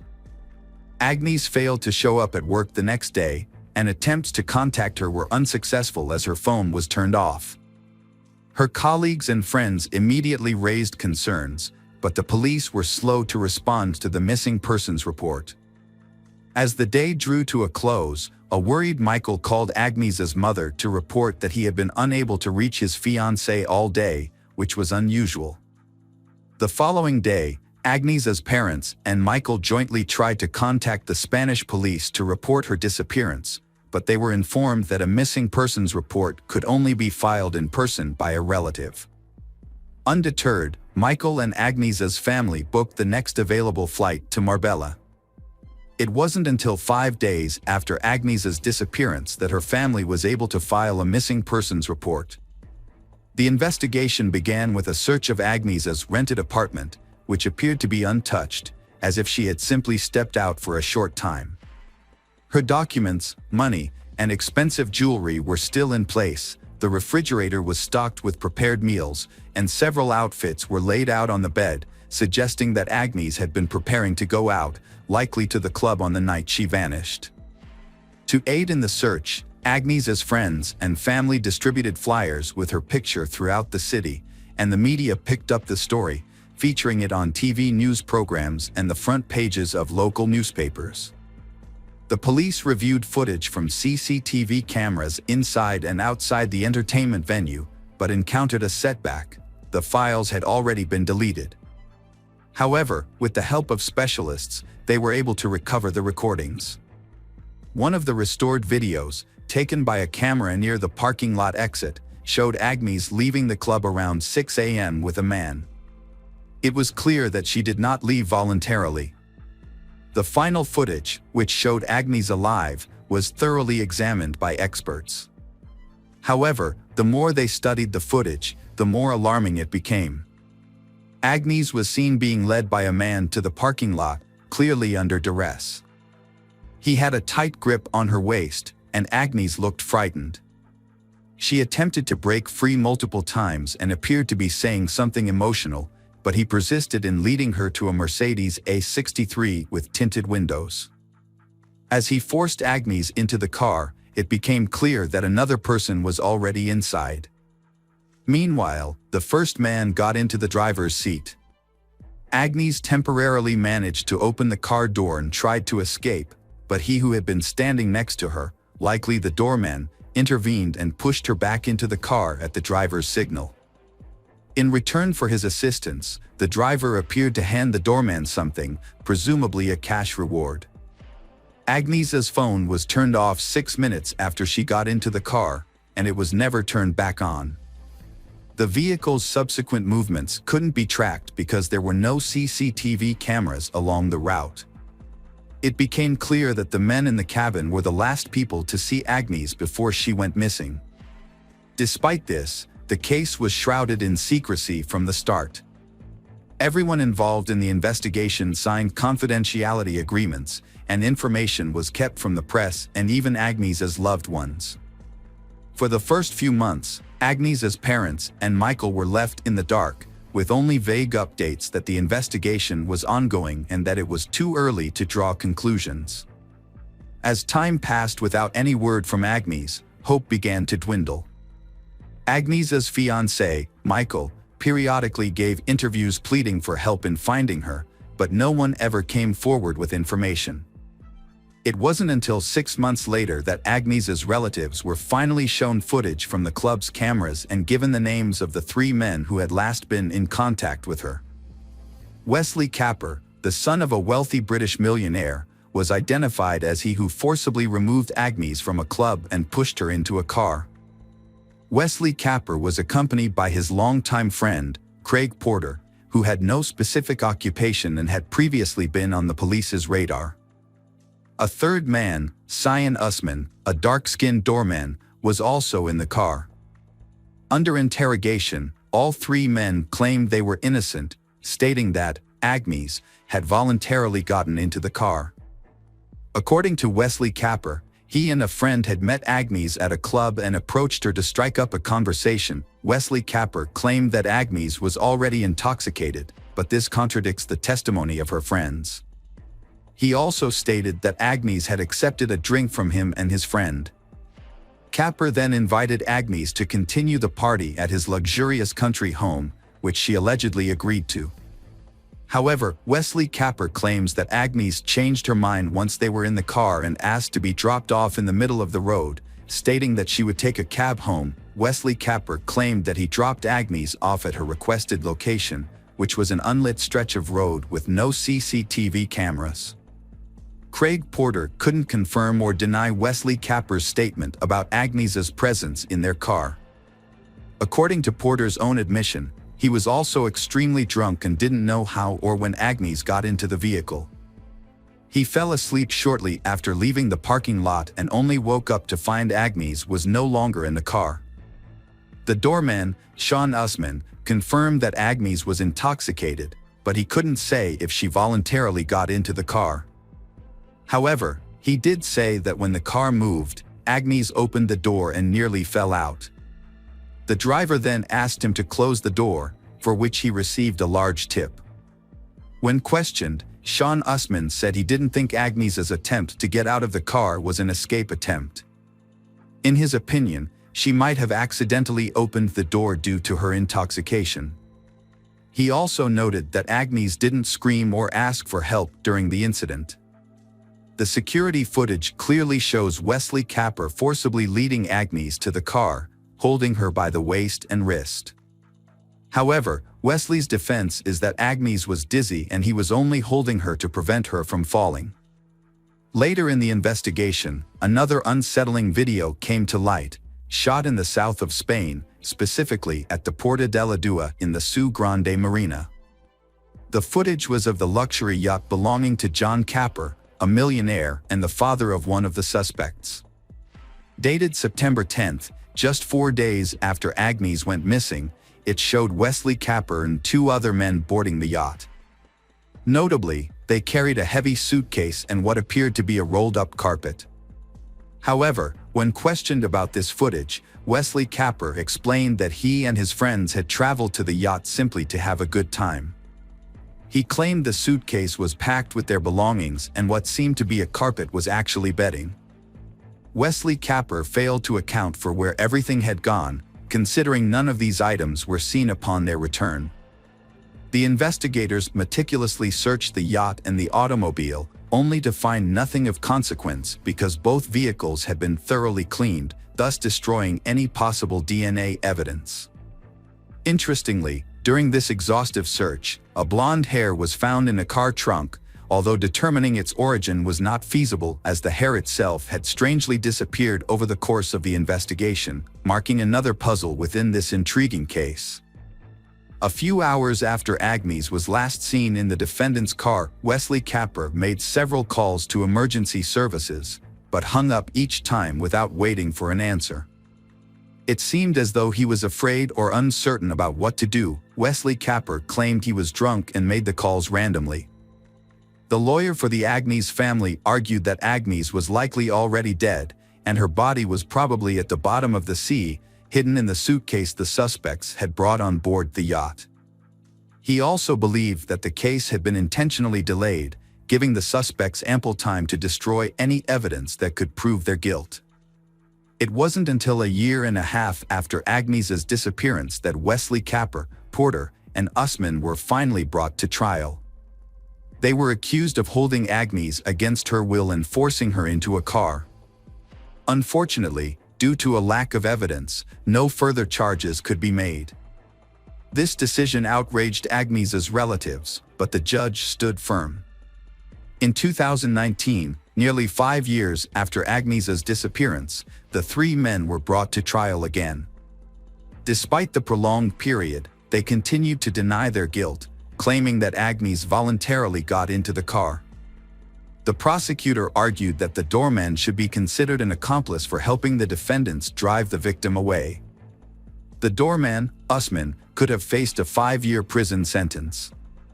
Instead, he defended himself, stating that he was a suspect due to his skin color and lack of access to a good lawyer. He claimed that he sent all his earnings to a starving family in Africa. Wesley Capper and lawyers argued that their clients were only guilty of persuading Agnes to get into the car, not forcing her. They believed that Agnes was dropped off on the road as requested, but was possibly kidnapped and killed by someone else while waiting for a cab. The judge's verdict was met with surprise and anger from Agnes's relatives, as none of the defendants received any punishment.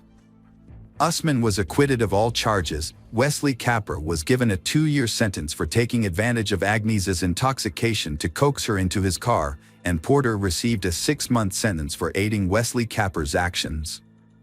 However, they received suspended sentences and did not serve any time in prison. Instead, they paid Agnes's family £101,000 in compensation. Agnes's family was unhappy with the outcome and decided to appeal. It later came to light that the defendants had both committed further offenses while awaiting the court's decision. Wesley Capper, who was intoxicated by alcohol and drugs at the time, hit and killed a woman with his vehicle and then fled the scene. Meanwhile, Porter and a friend, who were also intoxicated, stole a car after violently assaulting its owner. Wesley Capper received a surprisingly lenient sentence of probation for his serious crime, thanks to his lawyer's skilled defense.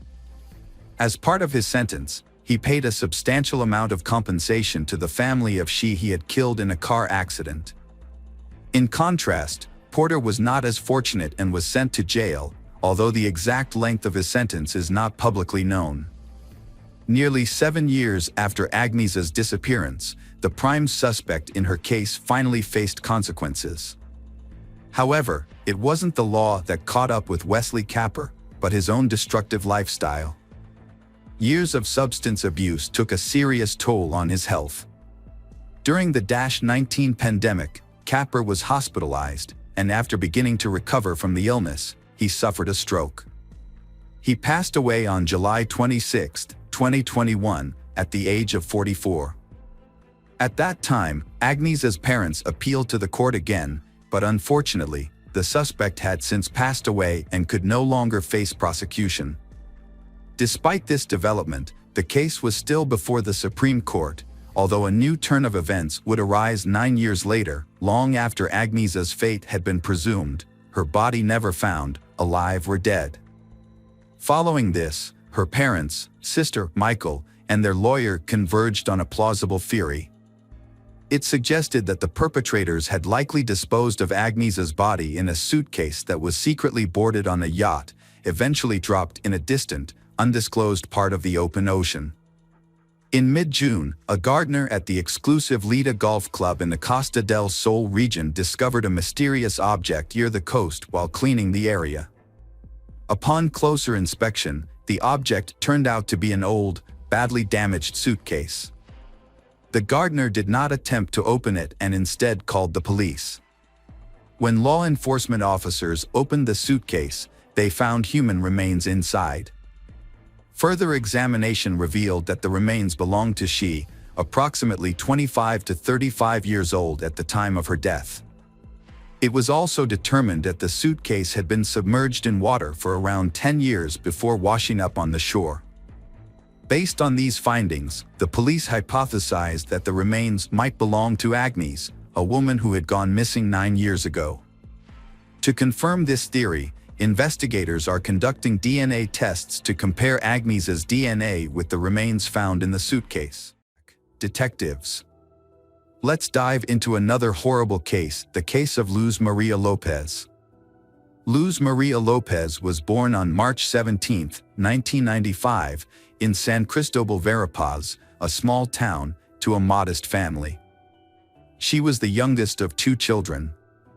Her parents, Morales and Brian, raised her along with her older brother, Omar.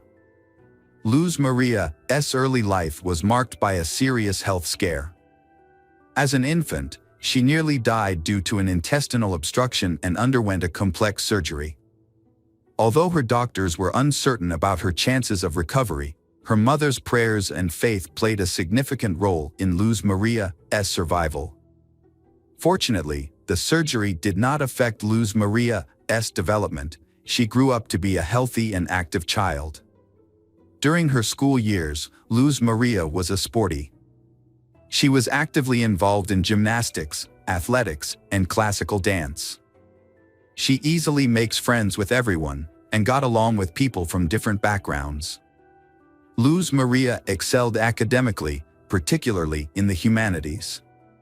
After completing her secondary education, Luz Maria decided to pursue higher education at a prestigious state university.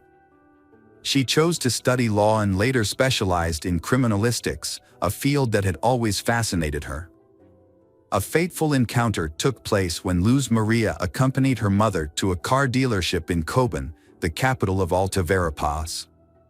The occasion was her older brother's 25th birthday, and the family wanted to surprise him with a motorcycle he had always desired. Inside the dealership, they were warmly greeted by a courteous and attentive young sales consultant named Jorge, who showcased the available models, offering some advice. Although Luz Maria and her mother have already chosen a model, but they want to consider and discuss it with her father before making a decision to buy it. As they left, they took a business card from the dealership and Luz Maria left her phone number for further communication. Shortly after, she received a call from Jorge himself, but instead of discussing the potential purchase, the conversation turned to a more personal subject. Over the following days, Jorge contacted Luz Maria several times, gradually building up the courage to invite her to meet at a coffee shop. Jorge was clearly smitten with Luz Maria, the beautiful, sultry brunette, but he didn't know how to approach her. Luckily, Luz Maria also liked Jorge, and when he asked to meet, she happily agreed. Although Luz Maria was a year younger, Their small age difference wasn't an issue. They fell deeply in love, both believing it was love at first sight, and that a long, happy life was ahead. A few short months into their relationship, they decided to live together, despite parental objections.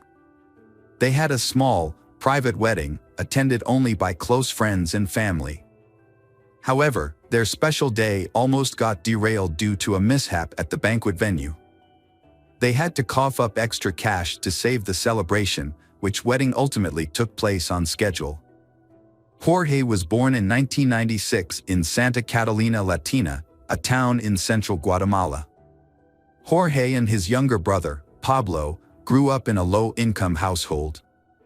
His family struggled financially, so as children, they did not have the luxury of fine clothes and expensive toys, as the family's limited income only covered the most basic needs.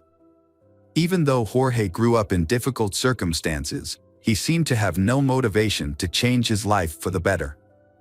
He lived life at his own pace, choosing to enjoy simple pleasures rather than strive for advanced degrees or job security.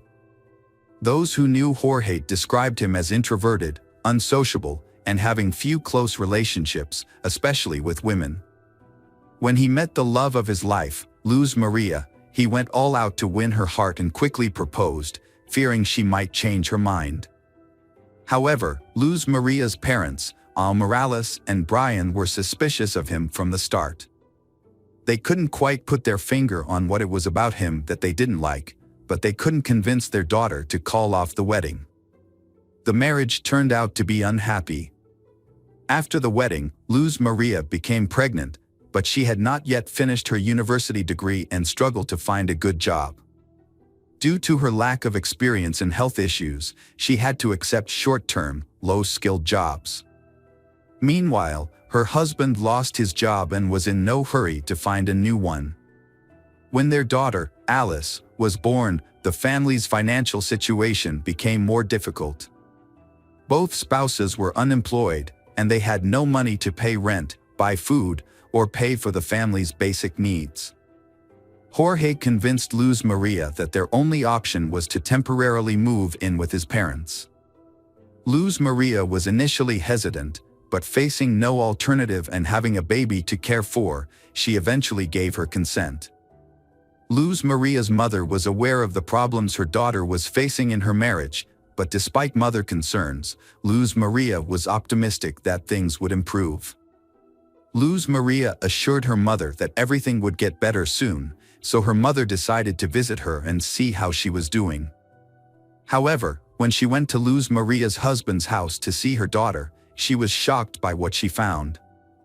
Luz Maria was in a terrible state, eating only once a day and very little at that.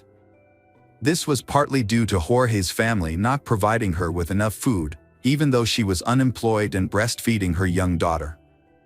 The lack of food was only one of many problems Luz Maria faced in her in-laws' home. She was constantly belittled and even physically abused by her husband's younger brother. He was annoyed by the sound of the baby crying and the presence of children's belongings in the house. On several occasions, he threw items at Luz Maria, including a baby bottle that hit her and her daughter, Alice, who was in her arms. Despite witnessing these events, Jorge just stood by and did nothing to protect his wife and children, he treating them as if they were strangers. Al Morales convinces her daughter to take her granddaughter to her maternal home. Jorge arrived shortly afterwards, asking his wife to return home and promising to find a job. Luz Maria agreed, on the condition that they could rent their own apartment and live separately from Jorge's parents. After completing her education and defending her diploma, Luz Maria landed her dream job at the city prosecutor's office. As a smart, talented, and responsible young woman, she quickly earned the respect of her colleagues and began to advance in her career. As time passed, the family's financial situation significantly improved, thanks to Luz Maria's hard work and success. They were eventually able to afford a car. Meanwhile, Jorge continued to struggle with his own life, failing to find direction and instead relying on his wife's income. His laziness and jealousy intensified over time, causing tension in the household. Jorge had a volatile temper, and the situation worsened with time. Jorge was a man who preferred a life of leisure, spending most of his time at home watching TV, drinking beer with friends, and relying on his wife's income. He was extremely possessive and controlling, restricting his wife's freedom and autonomy. He wouldn't allow her to make friends, have lunch with colleagues, or even be alone without him. He constantly monitored her phone activity, checked her call history, and read her messages. He also forbade her from creating social media accounts. When they were alone at home, Jorge's behavior was just as bad. He frequently arguments, blamed his wife for all their problems, and never took responsibility for his actions. When they lived with his parents, Jorge failed to stand up for his wife, instead watching as she was humiliated, insulted, and even physically abused by his relatives. Jorge frequently resorted to physical violence in their relationship. He had a controlling attitude towards his wife, Luz Maria, and wrongly believed she would accept his abusive treatment. Their neighbors frequently heard screams coming from their house and witnessed signs of physical abuse on Luz Maria's face and body. Luz Maria had tried to leave her husband multiple times, taking their daughter and moving in with her parents. However, her husband would always show up, beg for forgiveness on his knees, and promise to change. Despite her parents' warnings to leave him, Luz Maria would forgive her husband and give him another chance. On December 15, 2020, after another violent argument, Luz Maria took their 3-year-old daughter, Alice, fled to her mother's house in tears. The next day, Jorge arrived, but it was unclear whether he was seeking reconciliation with his wife or just wanted his car back. He claimed to have found a new job and promised that their lives would improve, swearing that he would never physically harm Luz Maria again. Luz Maria believed him once more and returned to their rented apartment with her husband. In January 2021, Jorge failed to get a job as promised and stole the money Luz Maria had earned, leaving their family with nothing. Luz Maria called her mother to complain, and her mother agreed to meet with her to give her some money until she received her next salary. However, on January 19, Luz Maria failed to show up and was unreachable by phone, which was unusual for her.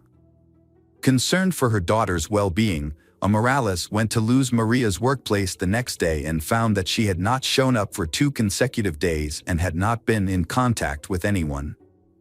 Around the same time, Jorge was also looking for Luz Maria. He went to the prosecutor's office claiming they had a fight and assuming she had gone to her mother's house. However, Morales suspected that he was lying and immediately went to the police to report Luz Maria missing. That same day, a nationwide alert system was launched under the codename Isabel Claudina. This system was originally designed to facilitate urgent searches for missing young women. When the massive search began, her husband, Jorge, was immediately identified as the lead suspect. In fact, he was the only suspect. Luz Maria had no enemies, and there was no reason to believe she had been kidnapped. The last person to see her alive was Jorge himself. Jorge denied any involvement in Luz Maria's disappearance, claiming he had been searching for her and was outraged to be considered a suspect. Jorge's story had several holes in it, and he couldn't give a clear reason for not telling the police about his wife's disappearance on the same day it happened. If Jorge thought Luz Maria was at her mother's house, it wasn't clear why he didn't call or visit her there. On January 22, municipal workers stumbled upon the body of Luz Maria Lopez while responding to a clogged storm drain near the road. When they lifted the grate, they found the large plastic bag containing charred human remains. The workers immediately reported the discovery to the police, suspected that the body might be that of Luz Maria.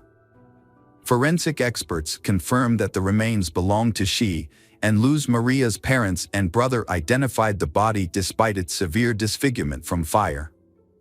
Notably, the body was found on the same street as the prosecutor's office where Luz Maria worked. Despite the body's severe burns, pathologists determined that Luz Maria had been severely beaten and died from asphyxia.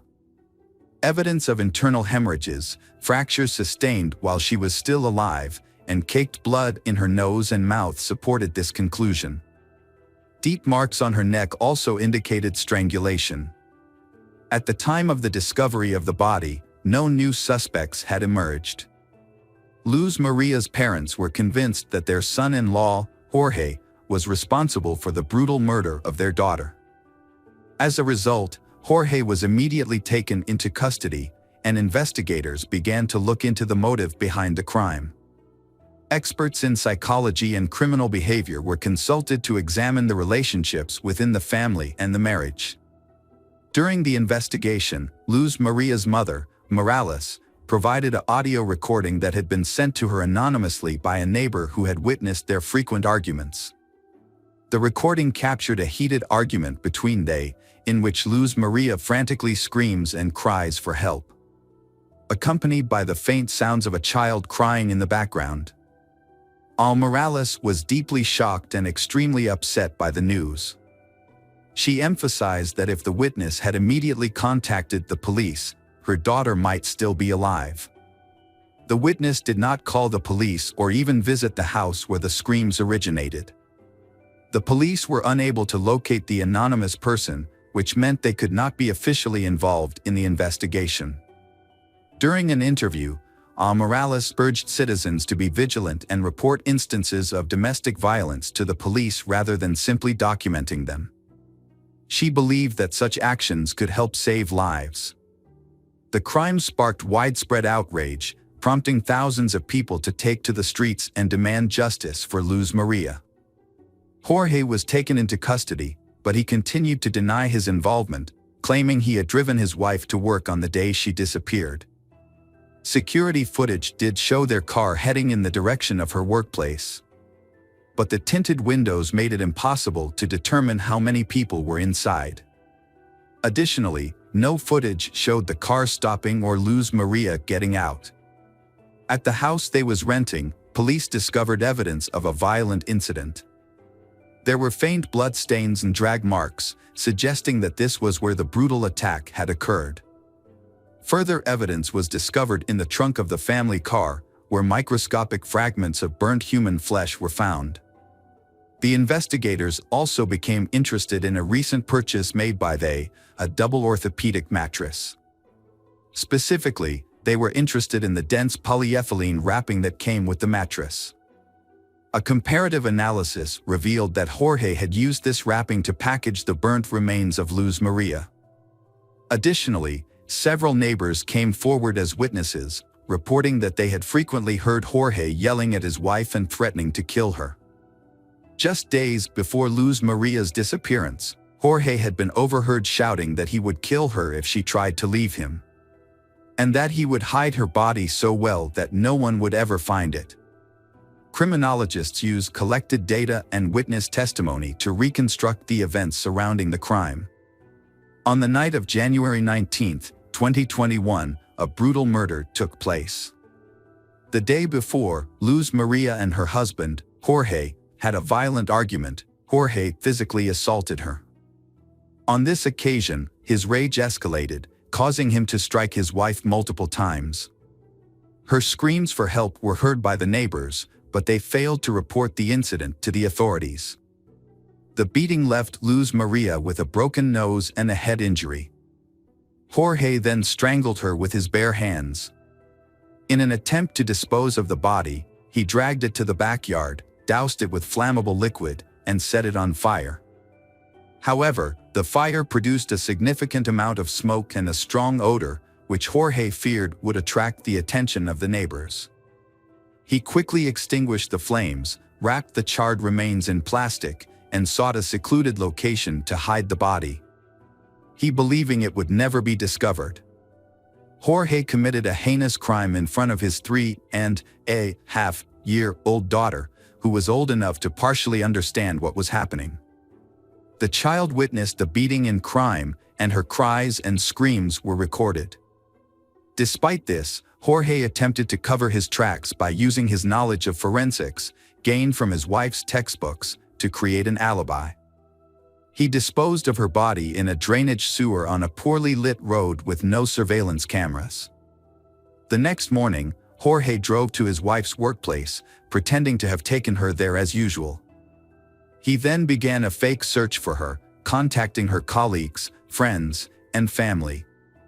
During the trial, Jorge's lawyers delayed proceedings and attempted to mislead the investigation.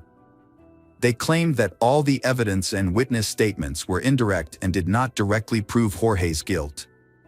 Defense attorneys requested that Jorge's detention be changed to house arrest, arguing that he was deeply depressed due to the accusations of killing Luz Maria he loved and the mother of his child. However, the crucial evidence came from Luz Maria's phone, which was in Jorge's possession.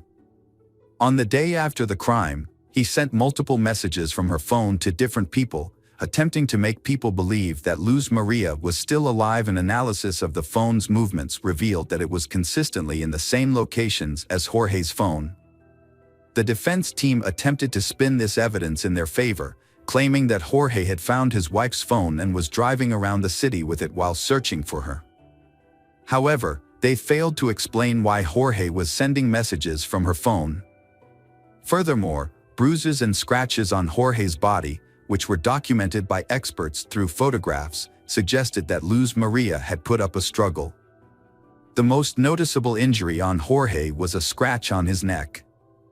However, investigators were unable to find Jorge's skin cells under Luz Maria's fingernails.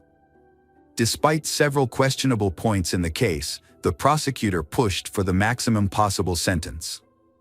The defendant was found guilty of brutally murdering his wife in October 2022.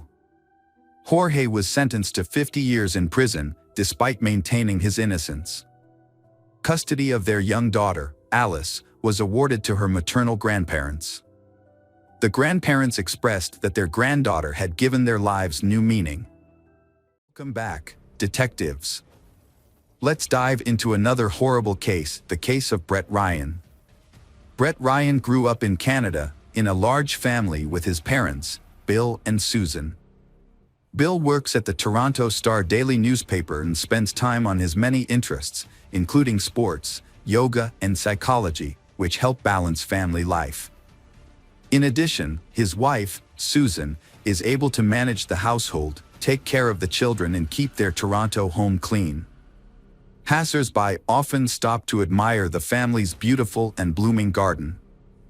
Although Susan loved her sons equally, but Brett seemed to be less criticized because he was generally well-behaved. Brett was very clever at getting out of difficult situations, which gave the impression that he was a good boy, although this was not always the case. Brett was extremely popular in school, with everyone wanting to be his friend or at least be able to greet him by name, just like his older brothers. After high school, Brett attended university, driven by a desire to surpass his brother's achievements. To earn extra money, he placed an ad in the local newspaper, offering to paint houses and fences for Toronto residents. At first, his business was quite successful and Brett felt proud, especially with his first income. His mother, Susan, was thrilled and often cited him as a role model for others. However, things took a turn when Brett dropped out of college to focus full-time on his paint business. Without a degree, he had to work full-time as a paint salesman, which deprived him of formal education and exposed him to paint fumes on a regular basis. For a while, Brett felt confident and superior to his brothers, but this soon changed. After a couple of years, his brothers, Christopher and Leland, graduated and landed jobs in their specialized fields. Christopher worked for the Toronto Transit Commission, and Leland became the family artist and designer. As they established their careers and moved out of their parents' home, Brett's power began to diminish significantly.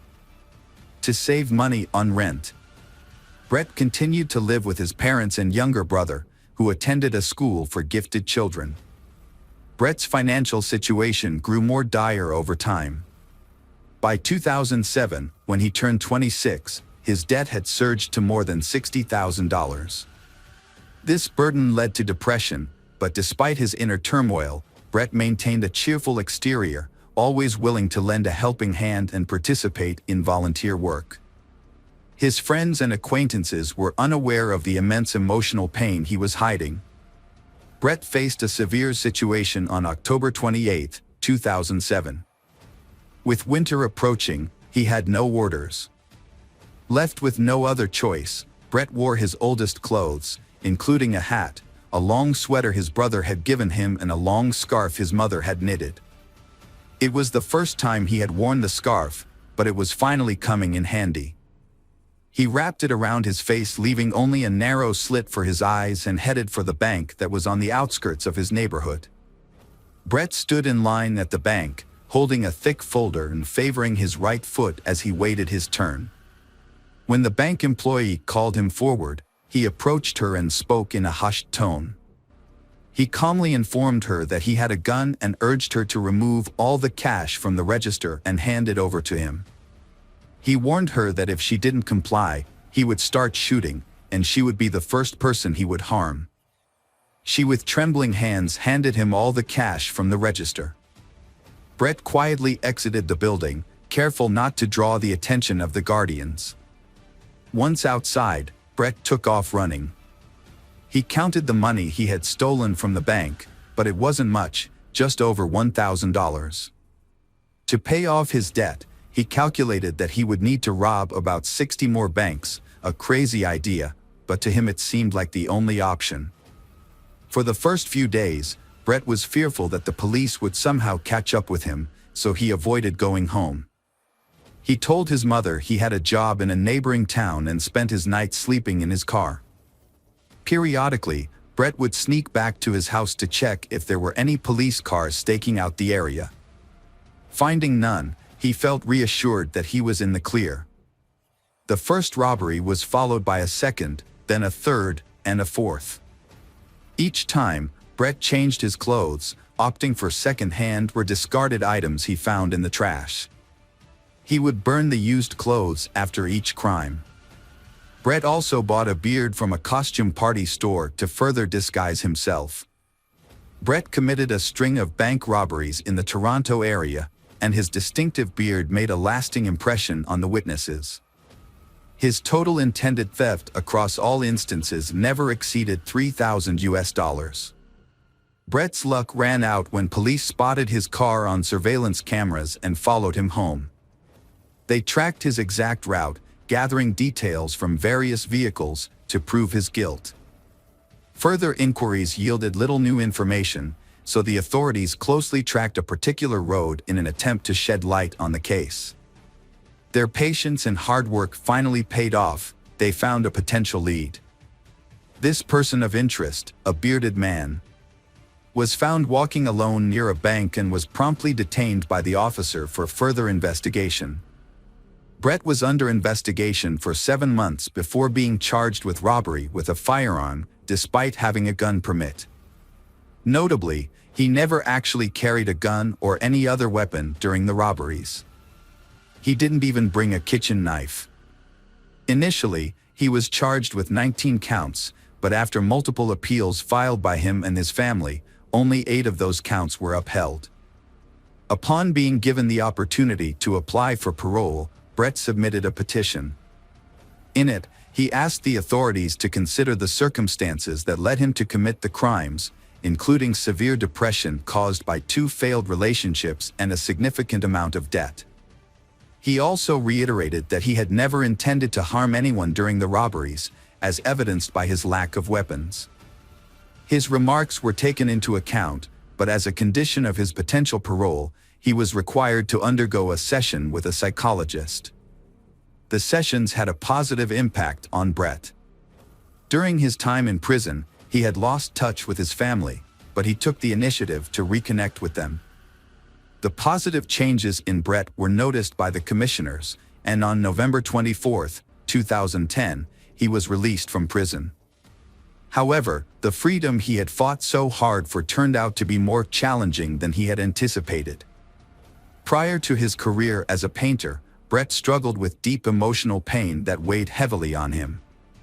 He had previously been a bank robber and served time in prison, which damaged his reputation. As a result, no company would hire him, and even those who initially hired him for house painting services would cancel once they discovered his true identity. The neighbors, who once admired Susan's garden and visited frequently, now spread unpleasant rumors about the family. The Brett family quickly sold their house and relocated to Scarborough. Susan started a new garden, and Brett found a job with a trading company. Although the pay was low, his parents helped him financially to rebuild his life and continue his university education. Brett continued to see a psychologist, who consistently advised him to maintain a strong connection with his family. Brett's life took a turn for the better when he met Kristen Baxter in September 2011. Kristen was an amazing person who had her own apartment with a stunning sea view. She was also into sports, which helped her stay in shape. What Brett appreciated most about her was that she didn't care about his past. They enjoyed traveling together, including a trip to Australia. Brett's parents were thrilled to see their son in a happy relationship and were confident that Kristen would encourage him to reach his full potential. However, just when everything was going well, tragedy struck. Brett's father passed away, leaving him in shock and sending him into a depressive state. As a result, Brett started visiting his psychologist more frequently to cope with his emotions. Brett was juggling two responsibilities: supporting his mother financially and nurturing his relationship with Kristen. They were both young adults, eager to build a stronger and more significant relationship with each other. Brett fell deeply in love with Kristen and decided to carry out an important plan. He had some savings and, after discussing his plans with his mother, decided to propose to Kristen with a ring. His mother supported his decision and gave him money to buy a ring. Although Kristen didn't need an expensive gift, Brett chose a gold ring with a large diamond to make the proposal special. Kristen happily accepted his proposal. As they began planning their wedding, Brett agreed with Kristen's decisions, but he was worried about the high costs and how they would affect his job. Brett found a job opening at a large technology company on the internet and applied for it. He updated his resume and submitted it, and was even invited for an interview, which he successfully passed. As a result, he was offered the job and was thrilled. He eagerly shared the news with his fiancée and mother, and asked them for money to buy an expensive suit for work. His mother agreed to help him, and he purchased the suit. However, just as Brett was about to start his new job, the company called him to inform him that they had to withdraw their offer. The security department had discovered his past criminal record, and the company could no longer hire him. This news was devastating for Brett, and his mood plummeted. He felt like giving up on his job search and education, wondering why he was wasting his time applying for jobs that he would never get due to his past mistakes. He decided that it would be better to use the money his mother and brothers had given him for something else. Brett had dropped out of university, but he didn't tell his family or his counselor. To maintain the illusion of success, Brett would wear a suit and tie, then change into casual clothes on the way to his job as a house painter. He would tell his relatives that he worked in an office. To further deceive his loved ones, Brett would post fake photos on social media, pretending to be at work or attending business events. He would also fake phone calls, making it seem like he was busy with work-related issues. Brett's family had no idea that he was hiding the truth about his life. As Brett's wedding to Kristen approached in September 2016, his deception reached new heights. He rented an expensive restaurant for the reception, which cost $100 per guest. His family was thrilled, believing that Brett had finally turned his life around with a prestigious job and a beautiful fiancée. However, Brett's deceptions became so overwhelming that he could no longer control his lies. Brett's wedding was just a month away, and he was struggling to cover the costs. He had been borrowing money from his mother, but when she could no longer help him, he pressured her to find a higher-paying job. Meanwhile, he was planning a bachelor party and had invited all his friends and brothers. Brett had a secret. He had been lying to his family for a year about working as an engineer for a technology company. When he finally confessed to his counselor, the counselor advised him to come clean to his mother. After much procrastination, Brett told his mother the truth, which devastated her. She bragged to everyone about her son's success. Brett's mother demanded that he tell his fiancée, Kristen, the truth, threatening to do so herself if he didn't. She also warned him that his brothers were aware of the situation and were on her side. However, Brett couldn't bring himself to confess to Kristen, despite knowing that the wedding was unlikely to happen due to his deception. With less than a month to go before the wedding, Brett remained silent, knowing that Kristen deserved to know the truth before it was too late. Brett was anxious about his mother revealing a potentially scandalous secret to his fiancée, Kristen. Every time her phone rang, he would tense up, holding his breath until he realized it wasn't his mother on the line, but rather one of Kristen's friends inquiring about her wedding plans. Eventually, Brett came up with a plan to silence his mother for good. As a convicted felon, Brett was prohibited from owning firearms. He decided to use a crossbow, a silent and deadly weapon, to carry out his plan. Interestingly, his late father had taught him how to shoot a crossbow at targets in their garden, a hobby that Brett had excelled at. Brett purchased the crossbow and arrows at a local sporting goods store and hid them in his garage, disguising them among construction debris. He also created a fake alibi by rigging his computer to automatically post pre-written comments on YouTube. He achieved this by attaching a spoon to a fan, which was connected to his computer. The fan was set to a timer, making it seem like Brett was actively using his computer at the time of the crime. Brett made everyone believe that he spent the whole day at home, watching videos and commenting on them. However, on the morning of August 25th, he had other plans. He put on disguising clothes that concealed his face, sneaked out of the house through the back door to avoid the security cameras, and took a train to his parents' house. He wants to eliminate anyone who might stand in the way of the peaceful life he and Kristen are building. When Brett arrived at his parents' house, his mother, Susan, was taken aback by his unexpected visit. She wasn't feeling well that day, but Brett persisted in persuading her not to reveal his plans to his future wife. Despite her poor health, Susan firmly refused to comply with Brett's demands. As he continued to pressure her, Brett's anger escalated, and Susan sensed that something was terribly wrong. She noticed the crazed look in her son's eyes and warned him that she had already called for help and that Christopher was on his way. Brett's anger reached a boiling point. He rushed to the garage, grabbed a crossbow, but his rage and adrenaline surge made him unable to aim properly. Instead, he used the crossbow's butt to bludgeon his mother. To ensure she was dead, he tightened a rope around her neck. After covering her body with plastic bags, Brett loaded the crossbow with arrows, ready to face whoever was coming next. Brett's brother Christopher was lured into a trap by the suspect. As he entered the garage or the yard, Brett, who was hiding in the bushes, ambushed and shot Christopher in the neck. Christopher died shortly after the attack. Alexander, the youngest brother, was the next target. The suspect had also managed to lure him, but Alexander's outcome was different. Shot in the neck with an arrow, Alexander was critically injured but didn't die instantly. He screamed and cried for help as the attack took place. Throughout this violence, Leland remained asleep on the second floor, oblivious to the crime happening nearby and to the identity of the perpetrator, who was also a family member. It was Alexander's screams that startled Leland out of sleep, ran downstairs, and stumbled upon the horrific scene of his brother Brett trying to strangle Alexander. A fight broke out between Leland and Brett, and Leland ended up in control, forcing Brett to back down. Leland immediately fled to a neighbor's house and called the police. With no means of escape, Brett remained in the house, realizing too late that his actions had disastrous consequences.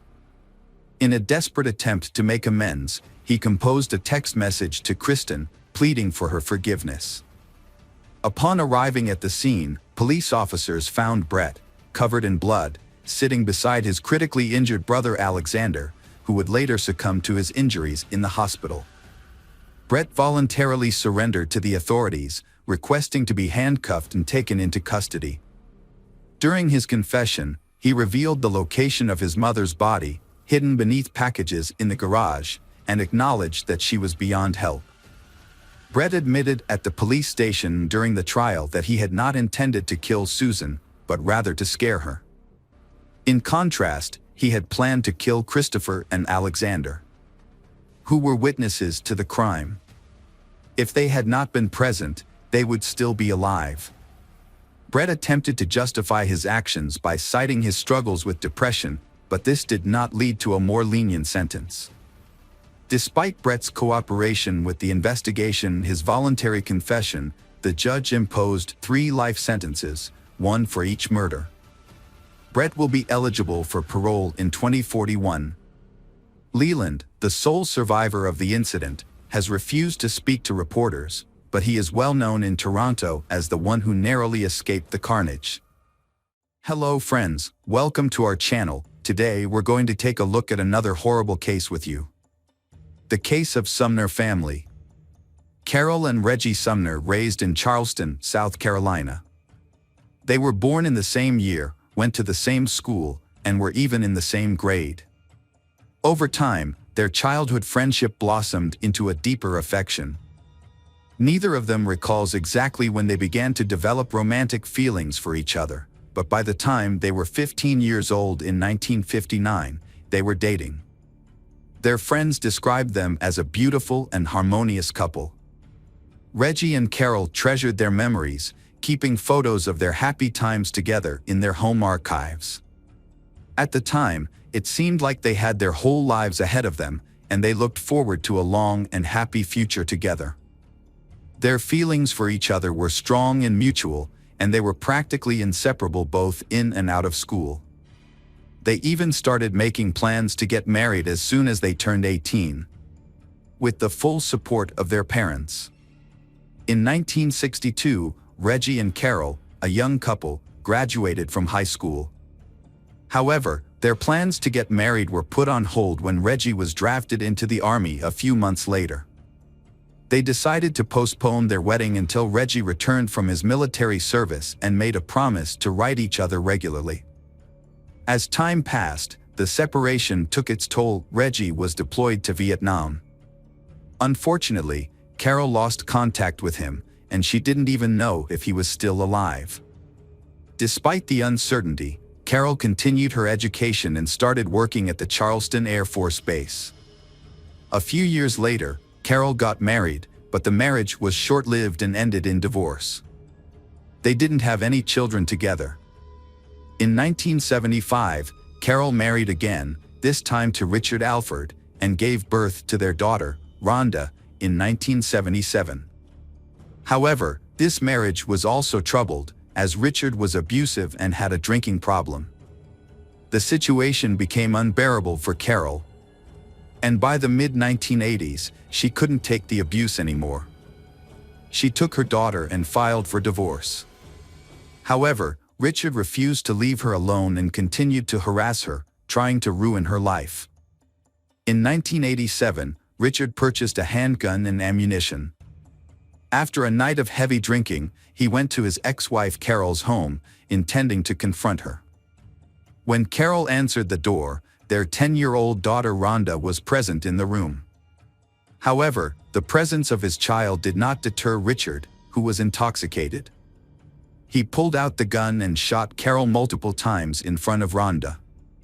Richard then drove to a secluded area, where he fired the remaining bullet into his temple, taking his own life. Carol was fortunate to survive the shooting due to the prompt response of neighbors, who heard the gunshots and Rhonda's cries for help. They called the police and an ambulance, which rushed Carol to the hospital. Carol's condition was critical, and she underwent several complex surgeries and blood transfusions. Although she eventually recovered, she suffered significant injuries, including complete blindness in her right eye and permanent disability. Years later, in the late 1990s, Carol's health began to deteriorate again. She experienced severe pain, weight loss, and weakness. After a thorough examination at the hospital, she received a devastating diagnosis: liver cancer. Tragically, as a result of being severely injured by gunshot wounds, Carol lost her position on an Air Force base. With cancer added to her medical complications, she found that physical strain, prolonged periods on her feet, and any heavy physical exertion exceeded her capability. Given these medical constraints, Carol then decided to re-enter the workforce as a call center operator for a cable television provider within her hometown, Charleston. Reggie was in Vietnam for a long time, and due to the prolonged war, he was severely wounded and nearly lost his leg. He spent a significant amount of time in the hospital, and during this period, his name was mistakenly listed among the dead. As a result, his relatives believed he had passed away. Reggie was fortunate to survive and eventually returned home. However, by then, he had lost touch with his former lover, Carol, who had moved to a different location, got married, and also assumed Reggie had died in the war. Years later, Reggie got married, but his war injuries led to the development of diabetes and other chronic diseases. He was never able to become a father, and eventually, his marriage ended in separation. Since then, he has lived alone. Reggie found work as a laborer at the local railroad and no longer expected any pleasant surprises from life. In the fall of 2000, Carol was having a typical day at work, answering phones and advising customers. When she picked up another call, she was shocked to hear a voice that sent shivers down her spine. It was a voice she knew all too well, her first high school love, Reggie. However, she was hesitant to respond, as she had thought Reggie was dead. After answering the customer's questions, Carol mustered up the courage to say Reggie's full name out loud. There was a pause on the other end of the line, followed by Reggie's timid question. Carol burst into tears, revealing that she was he had dated in high school, the one he had once wanted to marry. For several minutes, they both cried, unable to speak. Eventually, they composed themselves and discovered that they still lived in their hometown. They agreed to meet the next evening, reuniting after all these years. The next day, Carol spent hours getting ready for the date, trying on different dresses and perfecting her hair and makeup. As she looked in the mirror, she was reminded that time had changed her. She was no longer the young, vibrant woman Reggie remembered from the past. Still, she was eager to win him over once more. Their meeting was thrilling for both, having spent decades apart, and their conversation was unrelenting as they recounted stories from their lives, both happy and sorrowful, covering their previous marriages. Professional triumphs, struggles, health challenges, and basking in nostalgia as they reflected on their lost romance and first true love for one another. Reggie and Carol were determined to make the most of their reunion after a period of separation. They quickly fell into a routine of spending every day together, and within a couple of weeks, they decided to take the next step by moving in together. Just 5 months later, they got married, and Carol joined her husband in his home in the Riverland Terrace neighborhood. As they settled into family life, they initially resided in their hometown of Charleston, South Carolina. They were deeply in love, happy, and enthusiastic about building a life together. However, they faced some challenges, particularly with their health, as they were both still young but struggling with health issues. One of the neighbors who lived nearby was the Cole family, with whom Reggie had a long-standing acquaintance. The patriarch of the family, Stephen, had experienced firsthand the traumatic effects of the Vietnam War. Sustaining severe wounds during combat had resulted in confinement to a wheelchair for many years. His wife, Natalie, often prioritized her social life, spending time with friends at bars after work, instead of rushing home to take care of her family. As a result, their daughter, Tiffany, found herself frequently neglected and left unattended from a young age. Tiffany's situation improved slightly when she befriended the new neighbors, Reggie and Carol. During this time, Tiffany was still in high school, and the compassionate Carol took an instant liking to she. Carol felt genuine sympathy for Tiffany. For 5 years, Carol did her best to support and care for Tiffany, sometimes sponsoring cozy family meals, buying Tiffany clothes, and sharing enough allowance. Carol treated Tiffany like a daughter, showering her with love, care, and attention.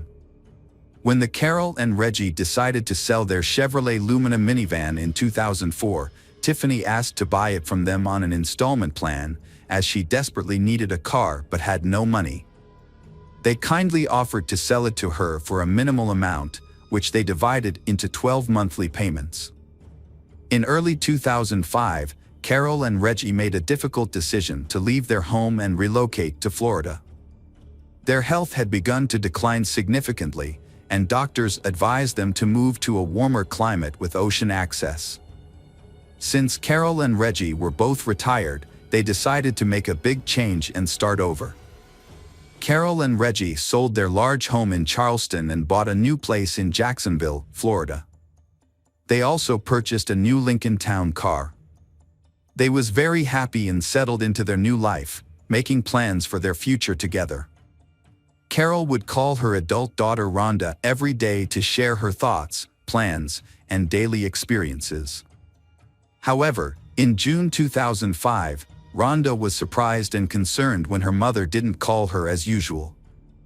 At first, Rhonda tried to brush off her worries, hoping that everything was fine with her parents and that they would call her back soon. But when the next day passed without hearing from them, Rhonda's concern grew. She tried calling her parents' cell phones every 30 minutes, but they were now out of service. She also left messages on their home phone, but none of them were returned.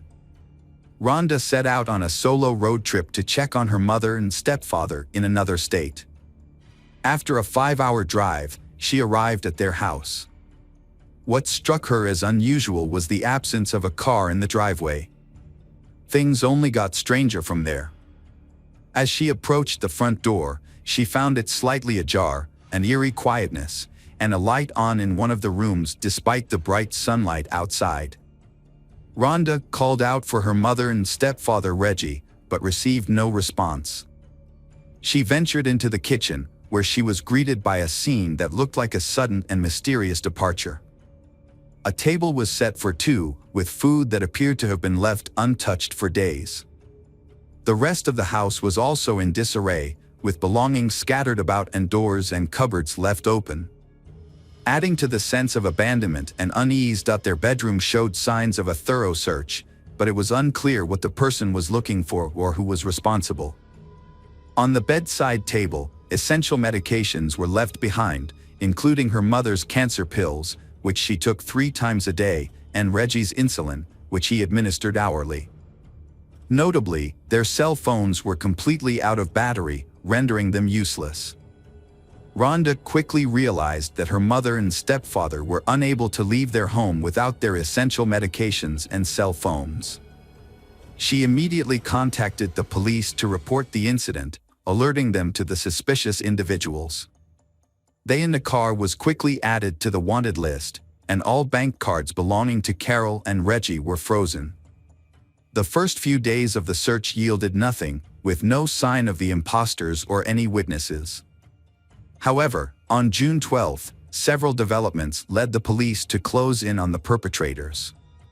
A crucial lead emerged when a man, claiming to be Reggie, contacted one of the banks, complaining that his card was blocked and he was unable to withdraw cash. A bank employee grew suspicious when checking the card information and offered to resolve the issue by visiting a nearby branch, but the caller, Mr. Reggie, hung up.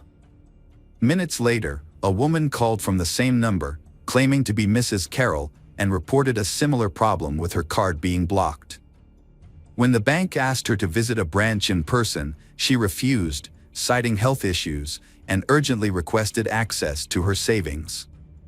Her request was denied. The bank promptly handed over the call details and recordings to the police. The police investigation continued at the station, where they played the suspicious phone calls for Rhonda. She immediately confirmed that the voices did not belong to her Carol and Reggie. In fact, the voices sounded too young to be them. As a result, the authorities believed that the imposters were likely involved in the Carol and Reggie disappearance, either holding them captive or killing them after extracting information about their bank accounts and cards. The search for the missing couple led to a breakthrough a few days later, when their car was discovered abandoned on a remote road in a wooded area. A thorough examination of the vehicle revealed no signs of blood or struggle in the cabin. However, in the trunk, experts found hair and sweat marks that belonged to they. This suggested that they had been forcibly taken away in the trunk of their own car, leaving little hope for their safe return. The police investigated their bank transactions and found that money had been withdrawn from their account several times after they stopped hearing from their daughter. Reviewing the ATM surveillance footage revealed that the withdrawals were made by a young man who couldn't be identified right away. The police also requested a trace of all calls made from the phone number used by the imposters to contact the bank. Further investigation showed that the SIM card used to make those calls was purchased on a prepaid plan just before they disappeared. Unfortunately, the buyer's identity couldn't be determined, but it was discovered that the number was used to call a car rental company on June 6. Additionally, it was found that someone staying at a hotel had rented a Mazda RX-8 in the name of Tiffany Cole. Later, the same car was seen at the ATMs where the unidentified young man withdrew money from their accounts. A team of investigators used tracking beacons installed in rental cars to locate a Mazda RX-8, which was found parked at a hotel in Charleston. The car was linked to a couple who had been victimized by thieves, who had withdrawn $1,000 from her card and nearly $3,000 from her husband's card. A capture team was quickly dispatched to the hotel, where they burst into the room where the thieves were staying. The room was found to be filled with numerous packages and receipts from various stores, indicating that the thieves had been on a spending spree, purchasing items such as clothing, electronics, video games, cosmetics, perfumes, and expensive liquor. 3 people were found inside the location, clearly caught off guard by the police visit.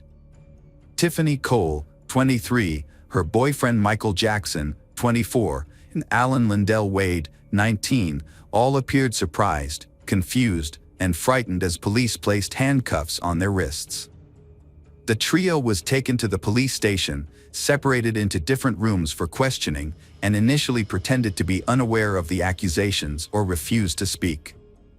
A search of the premises uncovered significant evidence, including stolen bank cards, the laptop, some of Carol's jewelry, Reggie's expensive coin collection, the keys to their Lincoln Town car, and pawn shop receipts in Tiffany Cole's name. During the investigation, it was discovered that Tiffany had sold some of the stolen jewelry and spent the money with friends. After several hours of interrogation, Tiffany finally began to talk, bursting into tears as she confessed that she and her friends had robbed the elderly couple but claimed no further harm was done. The group then went on the run, using the stolen money for their own gain. Tiffany also implicated another individual, Bruce Kent Nixon, 19, who was paid $300 for his assistance in the crime. She stated that they never saw Bruce Kent Nixon again after the incident. Bruce Kent Nixon's decision to commit a crime was motivated by a promise of a fixed amount of money, which he quickly spent on illicit substances. As a result, he did not make an effort to hide or flee, living in the same city of Charleston. He was eventually arrested at his parents' home. It began in May 2005, when Tiffany visited the Summers to make a payment on a car she had purchased 6 months prior. The Summers, Carol, and Reggie were known for their hospitality and would often invite Tiffany to stay overnight or for a few days, treating her to good food and gifts. On this particular occasion, Tiffany arrived with her new boyfriend, and they were both welcomed to dinner and invited to stay overnight. During dinner, The Summers discussed their new life, and Carol inadvertently revealed that they had nearly $100,000 left over from the sale of their Charleston home, which they intended to use to enjoy their retirement without financial worries. Unbeknownst to her, Carol's careless comment sealed her in her husband's fate. Tiffany and Michael exchanged a telling glance, and that night, they began secretly plotting to get their hands on the Summers' substantial sum of money. In the morning, Tiffany and Michael bid they farewell and returned to South Carolina. Within a couple of weeks, they recruited accomplices and assigned roles and responsibilities. They then set their plan in motion. On June 6th, Tiffany rented an unassuming car. Meanwhile, Bruce Kent Nixon and Alan stole 4 shovels. Together, they drove to the outskirts of Jacksonville, where they identified a secluded spot in the woods and started digging a deep hole, which would ultimately become the Summers' grave. On the morning of July 8th, Tiffany purchased rope and duct tape from a hardware store, which she later provided to her accomplices, Bruce Kent Nixon and Alan. That evening, Bruce Kent Nixon and Alan approached the home of their intended victim, pretending to need assistance and asking to use the phone. Despite finding the young men suspicious, the homeowner, Carol, allowed them to enter. As soon as they were inside, they attacked Carol and her husband, who had rushed to her aid, threatening them with a toy gun. The Carol and Reggie was then bound with duct tape, blindfolded, and interrogated about the location of valuable items in the house, including their bank account information and PIN codes. They provided this information in an attempt to save their lives, as they were subjected to torture and death threats. After obtaining the necessary details, 2 additional individuals entered the house, assisting in dragging the Carol and Reggie into the backyard. They was then forced into the trunk of their own car, a Lincoln, which was being driven by Alan and Bruce Kent Nixon. Following behind them in a rented Mazda ARX-8 were Tiffany and Michael. The plan was that if a police patrol intercepted the car carrying the captive couple, a second car would draw the officers' attention away by recklessly speeding or breaking traffic rules. However, no police were encountered, and both cars reached their destination without incident. In the trunk, Reggie managed to free his arm and remove the bandages and duct tape covering his and his wife's faces, allowing them to breathe. However, there was no time to make any further attempts to escape. As the trunk lid opened, the Carol and Reggie was shocked and bewildered to see among their kidnappers Tiffany and her boyfriend, who had visited them recently. The kidnappers led the captive Carol and Reggie several dozen meters through the woods to a pre-dug grave. The Carol and Reggie begged for mercy, but their pleas fell on deaf ears. The young kidnappers brutally murdered them by burying them alive. According to Bruce Kent Nixon, the kidnappers spent about an hour burying the Carol and Reggie under earth. Throughout the horrific ordeal, the bound and helpless Carol and Reggie cried, confessed their love for each other, and said their goodbyes. The investigation revealed that the spouses had died from suffocation, with soil found in their mouths, respiratory tracts, and stomachs, indicating they had been buried alive. After committing the heinous crime, the perpetrators abandoned the Lincoln in the woods and returned to town in a rented car. They then went to the Sumner house, where they stole all the valuables they could find, before returning to South Carolina to spend their loot. However, their freedom was short-lived, as the stolen cards were blocked after 2 days, and all participants in the crime were arrested 4 days later. During the trial, Bruce Kent Nixon was the only one who fully admitted his guilt from the beginning and cooperated with the investigation, hoping for a lighter sentence.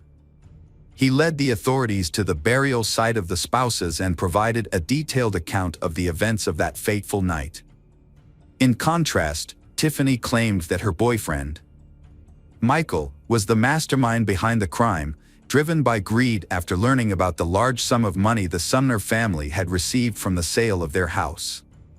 Tiffany's lawyer argued that she was merely an accomplice and not directly involved in the murder.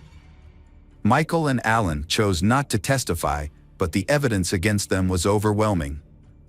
The jury did not believe Tiffany Cole was innocent because she was involved in planning the crime, rented a car, and created a diversion in case they were chased by police. She also helped dig a grave for the victims and sold stolen items at a pawn shop, using the money to buy clothes and rent a limousine to celebrate their success, as seen in numerous photos. As a result, Bruce Kent Nixon was sentenced to life in prison without parole, while Michael Jackson, Tiffany, and Alan Lindell were given the death penalty. The criminals filed multiple appeals, but they were all denied, and the sentence remained unchanged. Hello friends, welcome to our channel. Today we're going to take a look at another horrible case with you. The case of Wang Nan. Wang Nan, born in 1987 in Nanjing, China, a major city and former capital, Wang Nan grew up in a relatively affluent family. Her parents provided her with the best possible education and encouraged her to develop her talents.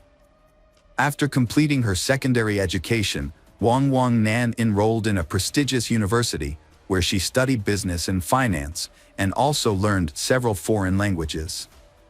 Upon graduation, she landed a job at a large travel agency, where she quickly proved herself to be a valuable, responsible, and motivated employee. Her career advanced rapidly, and she was soon sent to Thailand to head a new branch and oversee its development. Wang Nan worked as a top manager for several years before deciding to leave the agency to start her own business. She opened a Chinese restaurant in Bangkok, which she managed successfully, and it eventually grew into a small but popular chain. Wang Nan was a thriving young entrepreneur who had devoted her life to her career. With her constant business engagements, she barely had time for socializing or dating, and her loneliness became a normal part of her life. At almost 30 years old, Wang Nan was well established in Thailand, having lived there for a while and become proficient in the language. However, she strived for further improvement, taking additional courses to learn Thai at a training center. There, she met a young man named Yu Xiaodong, who initially stared at her before introducing himself in his native language. They exchanged brief conversations, and he inquired about her reason for studying the language. Wang Nan replied that it was for business purposes, and Yu Xiaodong proposed exchanging business cards to potentially meet up Sunday. Although Wang Nan was not interested in continuing the conversation, she still politely gave him her business card. Yu Xiaodong also gave Wang Nan his own business card, which said that he worked in the import-export industry in Bangkok. Not very impressed, Wang Nan put the business card in her wallet and forgot about it. Yu Xiaodong was the only one who showed genuine interest in Wang Nan, and he wasted no time in calling her the very next day. However, she was preoccupied with work and couldn't spare even a few minutes to talk, so she declined his invitation to meet for coffee. A few days later, Yu Xiaodong asked her out again, but Wang Nan turned him down once more, citing her busy schedule and preparations for an upcoming business conference where she hoped to expand her professional network. Undeterred, Yu Xiaodong showed up at the conference with a stunning bouquet of flowers and waited for Wang Nan to become available. When she was free, he approached her and asked her out once more. This time, Wang Nan was charmed by his persistence, which was a new experience for her. No one had ever pursued her so relentlessly before, so she agreed to meet him for dinner. As it turned out, Yu Xiaodong's interest in Wang Nan was more than just a passing infatuation. He was completely smitten. He showered her with attention, surprise gifts, and romantic gestures, including sending flowers to her doorstep every morning with sweet notes attached. He also called her at least twice a day to wish her good morning and good night. Wang Nan had mixed emotions about the situation. While she was irritated by Yu Xiaodong's all-consuming infatuation, she was also flattered that someone was making such an effort to win her heart. As a result, she found herself unexpectedly entering into a romantic relationship. Yu Xiaodong went out of his way to woo her, not only romantically but also by trying to be perfect in every aspect of their relationship. He shared her interests and opinions, learned to cook her favorite meals, and planned exciting activities for them to enjoy together. He was also eager to help her with her work and household chores at a moment's notice. Won Nan was over the moon with happiness, feeling as though she was living in a fairy tale. Yu Xiaodong's behavior, however, was moving at a breakneck pace. Despite having only been together for a few months, he was already making plans for their wedding and discussing potential names for their future children. This made Wang Nan uncomfortable, but Yu Xiaodong would counter by pointing out that they were both in their 30s and that it was time for them to start thinking about building a family. That night, Yu Xiaodong wrote a heartfelt letter to Wang Nan, expressing his deep affection and commitment to being a good husband and father. The next morning, he arrived at her doorstep with a bouquet of flowers, reiterating his seriousness about marrying her. Wang Nan jokingly mentioned that the courthouse wouldn't open for another hour and a half, but Yu Xiaodong suggested they go there immediately. To her surprise, the courthouse was open, and the officer responsible for registering marriages was already at his desk, ready to formalize their union. Yu Xiaodong had secretly arranged for a hasty marriage ceremony to take place early in the morning. The whole event was unusual and lacking in formality. There were no guests, no exchange of rings, no wedding dress or veil, and no commemorative photographs. Wang Nan couldn't shake the feeling that the whole thing wasn't really happening, especially since she hadn't even introduced her new husband to her mother, with whom she was extremely close. Before she knew it, she was holding a marriage certificate in her hand, and her newlywed husband was standing beside her, beaming with satisfaction. Wang Nan's marriage was troubled from the start. She had second thoughts about marrying Yu Xiaodong almost immediately after the wedding. Initially, she had hoped he would be a reliable partner, a man she could depend on. Unfortunately, her expectations were not met, and her new husband's true nature soon revealed itself. Yu Xiaodong spent most of his time at home playing video games, using his wife's money without contributing to their household expenses. Whenever his wife asked him why he wasn't working, he claimed his business was slow due to seasonal fluctuations and that he was just taking a break. However, her suspicions grew as time passed, and she decided to investigate his business. Her findings shocked her. His supposedly successful import-export company existed only on paper and business cards. Wang Nan was horrified, realizing too late that she should have had a prenuptial agreement. Now, her husband could freely spend her earnings, and if they divorced, he would claim her assets. During a tense conversation, Yu Xiaodong broke down in tears, promising to turn his life around and find a good job. However, it soon became apparent that he had no intention of looking for work and was content to rely on his wife's support. Yu Xiaodong, a grown man, consistently acted like a child. He spent most of his time playing computer games and expected his wife, Wang Nan, to pay for his personal expenses whenever he helped out around the house or assisted her at the restaurant.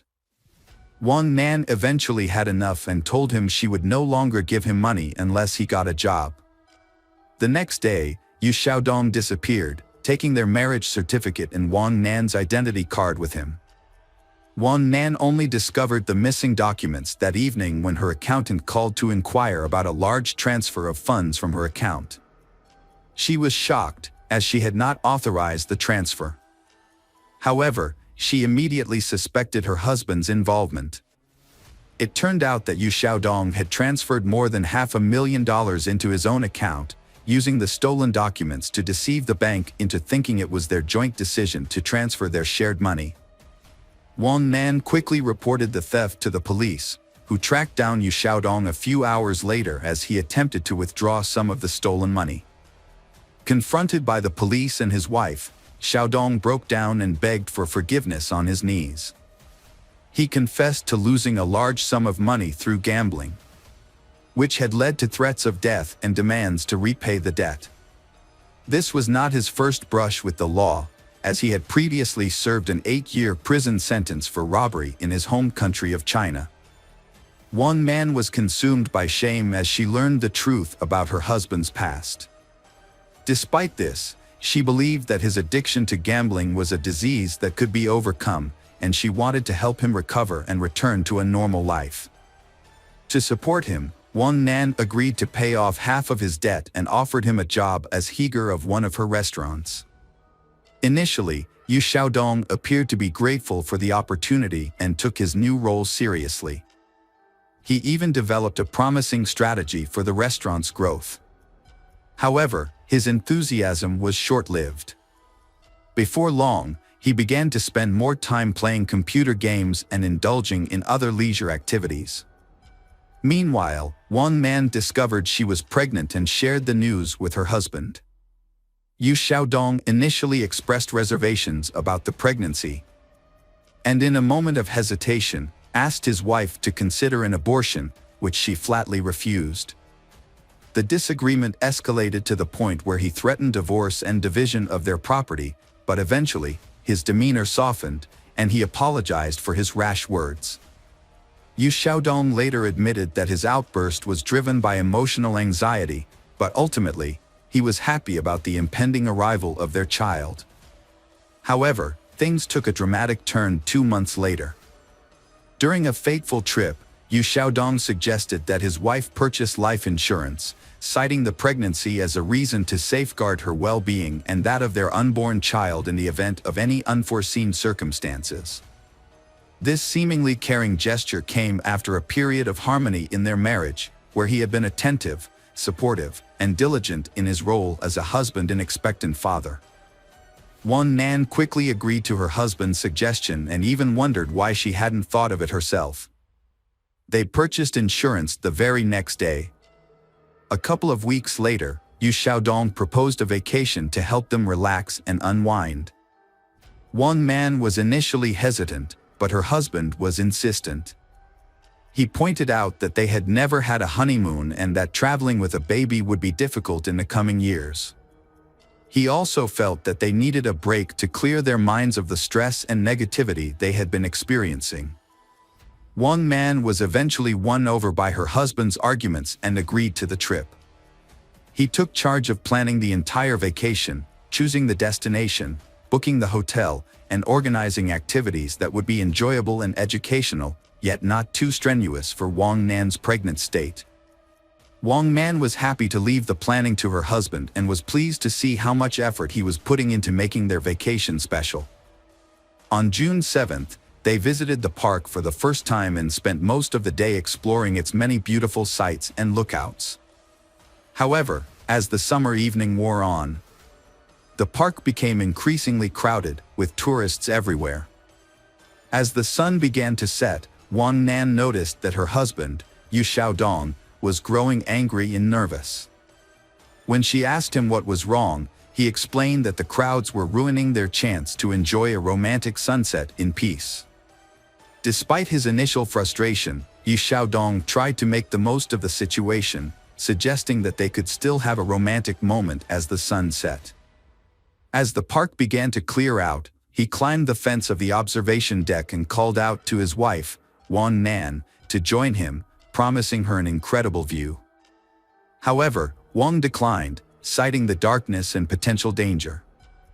Yu Xiaodong became angry but eventually returned to his wife, suggesting that they should come back to the park another time to watch the sunrise together. The Wang Nan and Yu Xiaodong returned to their hotel late on Saturday night, so they decided to sleep in and head back to the reserve early on Sunday morning. As planned, they woke up at 3 a.m. on June 9th and left for the national park while it was still dark outside. Their goal was to catch the first rays of the rising sun. When they arrived, they found the park nearly empty, with hardly any other visitors. They watched the sunrise together on an observation deck. Then, Yu Xiaodong encouraged his wife, Wang Nan, to join him at the cliff's edge to see some ancient rock paintings. Initially hesitant, Wang Nan trusted her husband's assurance that he would help her climb down and back up safely. As they took in the breathtaking view, Yu Xiaodong suddenly asked Wang Nan if she regretted anything in life. She replied that she did not. However, in a shocking turn of events, Yu Xiaodong's demeanor changed. He touched his wife's hair, kissed her cheek, whispered "die" in her ear, and then pushed her off the cliff. To avoid detection, he checked their surroundings to make sure no one had witnessed the incident. Looking down, he couldn't see where Wang Nan had fallen, and the silence indicated that there were no witnesses below. Yu Xiaodong calmly walked towards the park exit, planning to report the incident after his wife was surely dead. However, hikers who had wandered off the trail spotted Wang Nan's body on the rocks and immediately called for rescue, reporting the incident. As Yu Xiaodong was leaving the reserve, several emergency vehicles sped past him, sirens blaring. Realizing what was happening, he quickly returned to the scene, pretending to be distressed. There, he put on a convincing performance, crying and begging for help. Convinced that his wife was dead and no one would discover the truth, he remained unaware that Wang Nan's fall had been broken by tree branches, which reduced her speed before she landed on bushes and then rolled onto the rocks. This series of events cushioned the impact, saving her life and that of their child, although she suffered severe injuries. Yu Xiaodong was overcome with grief, crying and lamenting the loss of his wife and child.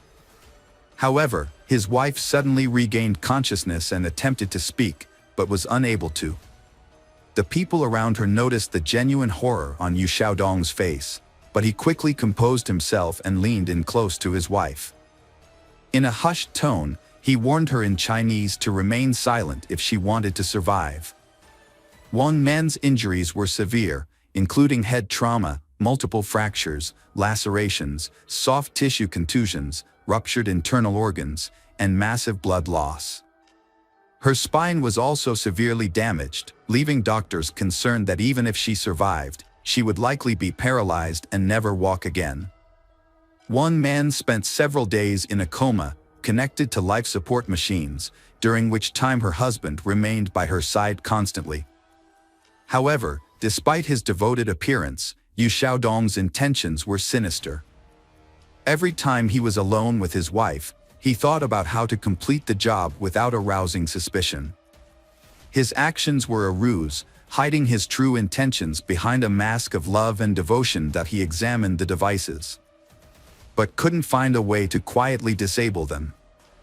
Wang Nan slowly regained consciousness. When she did, her husband was beside himself with fear.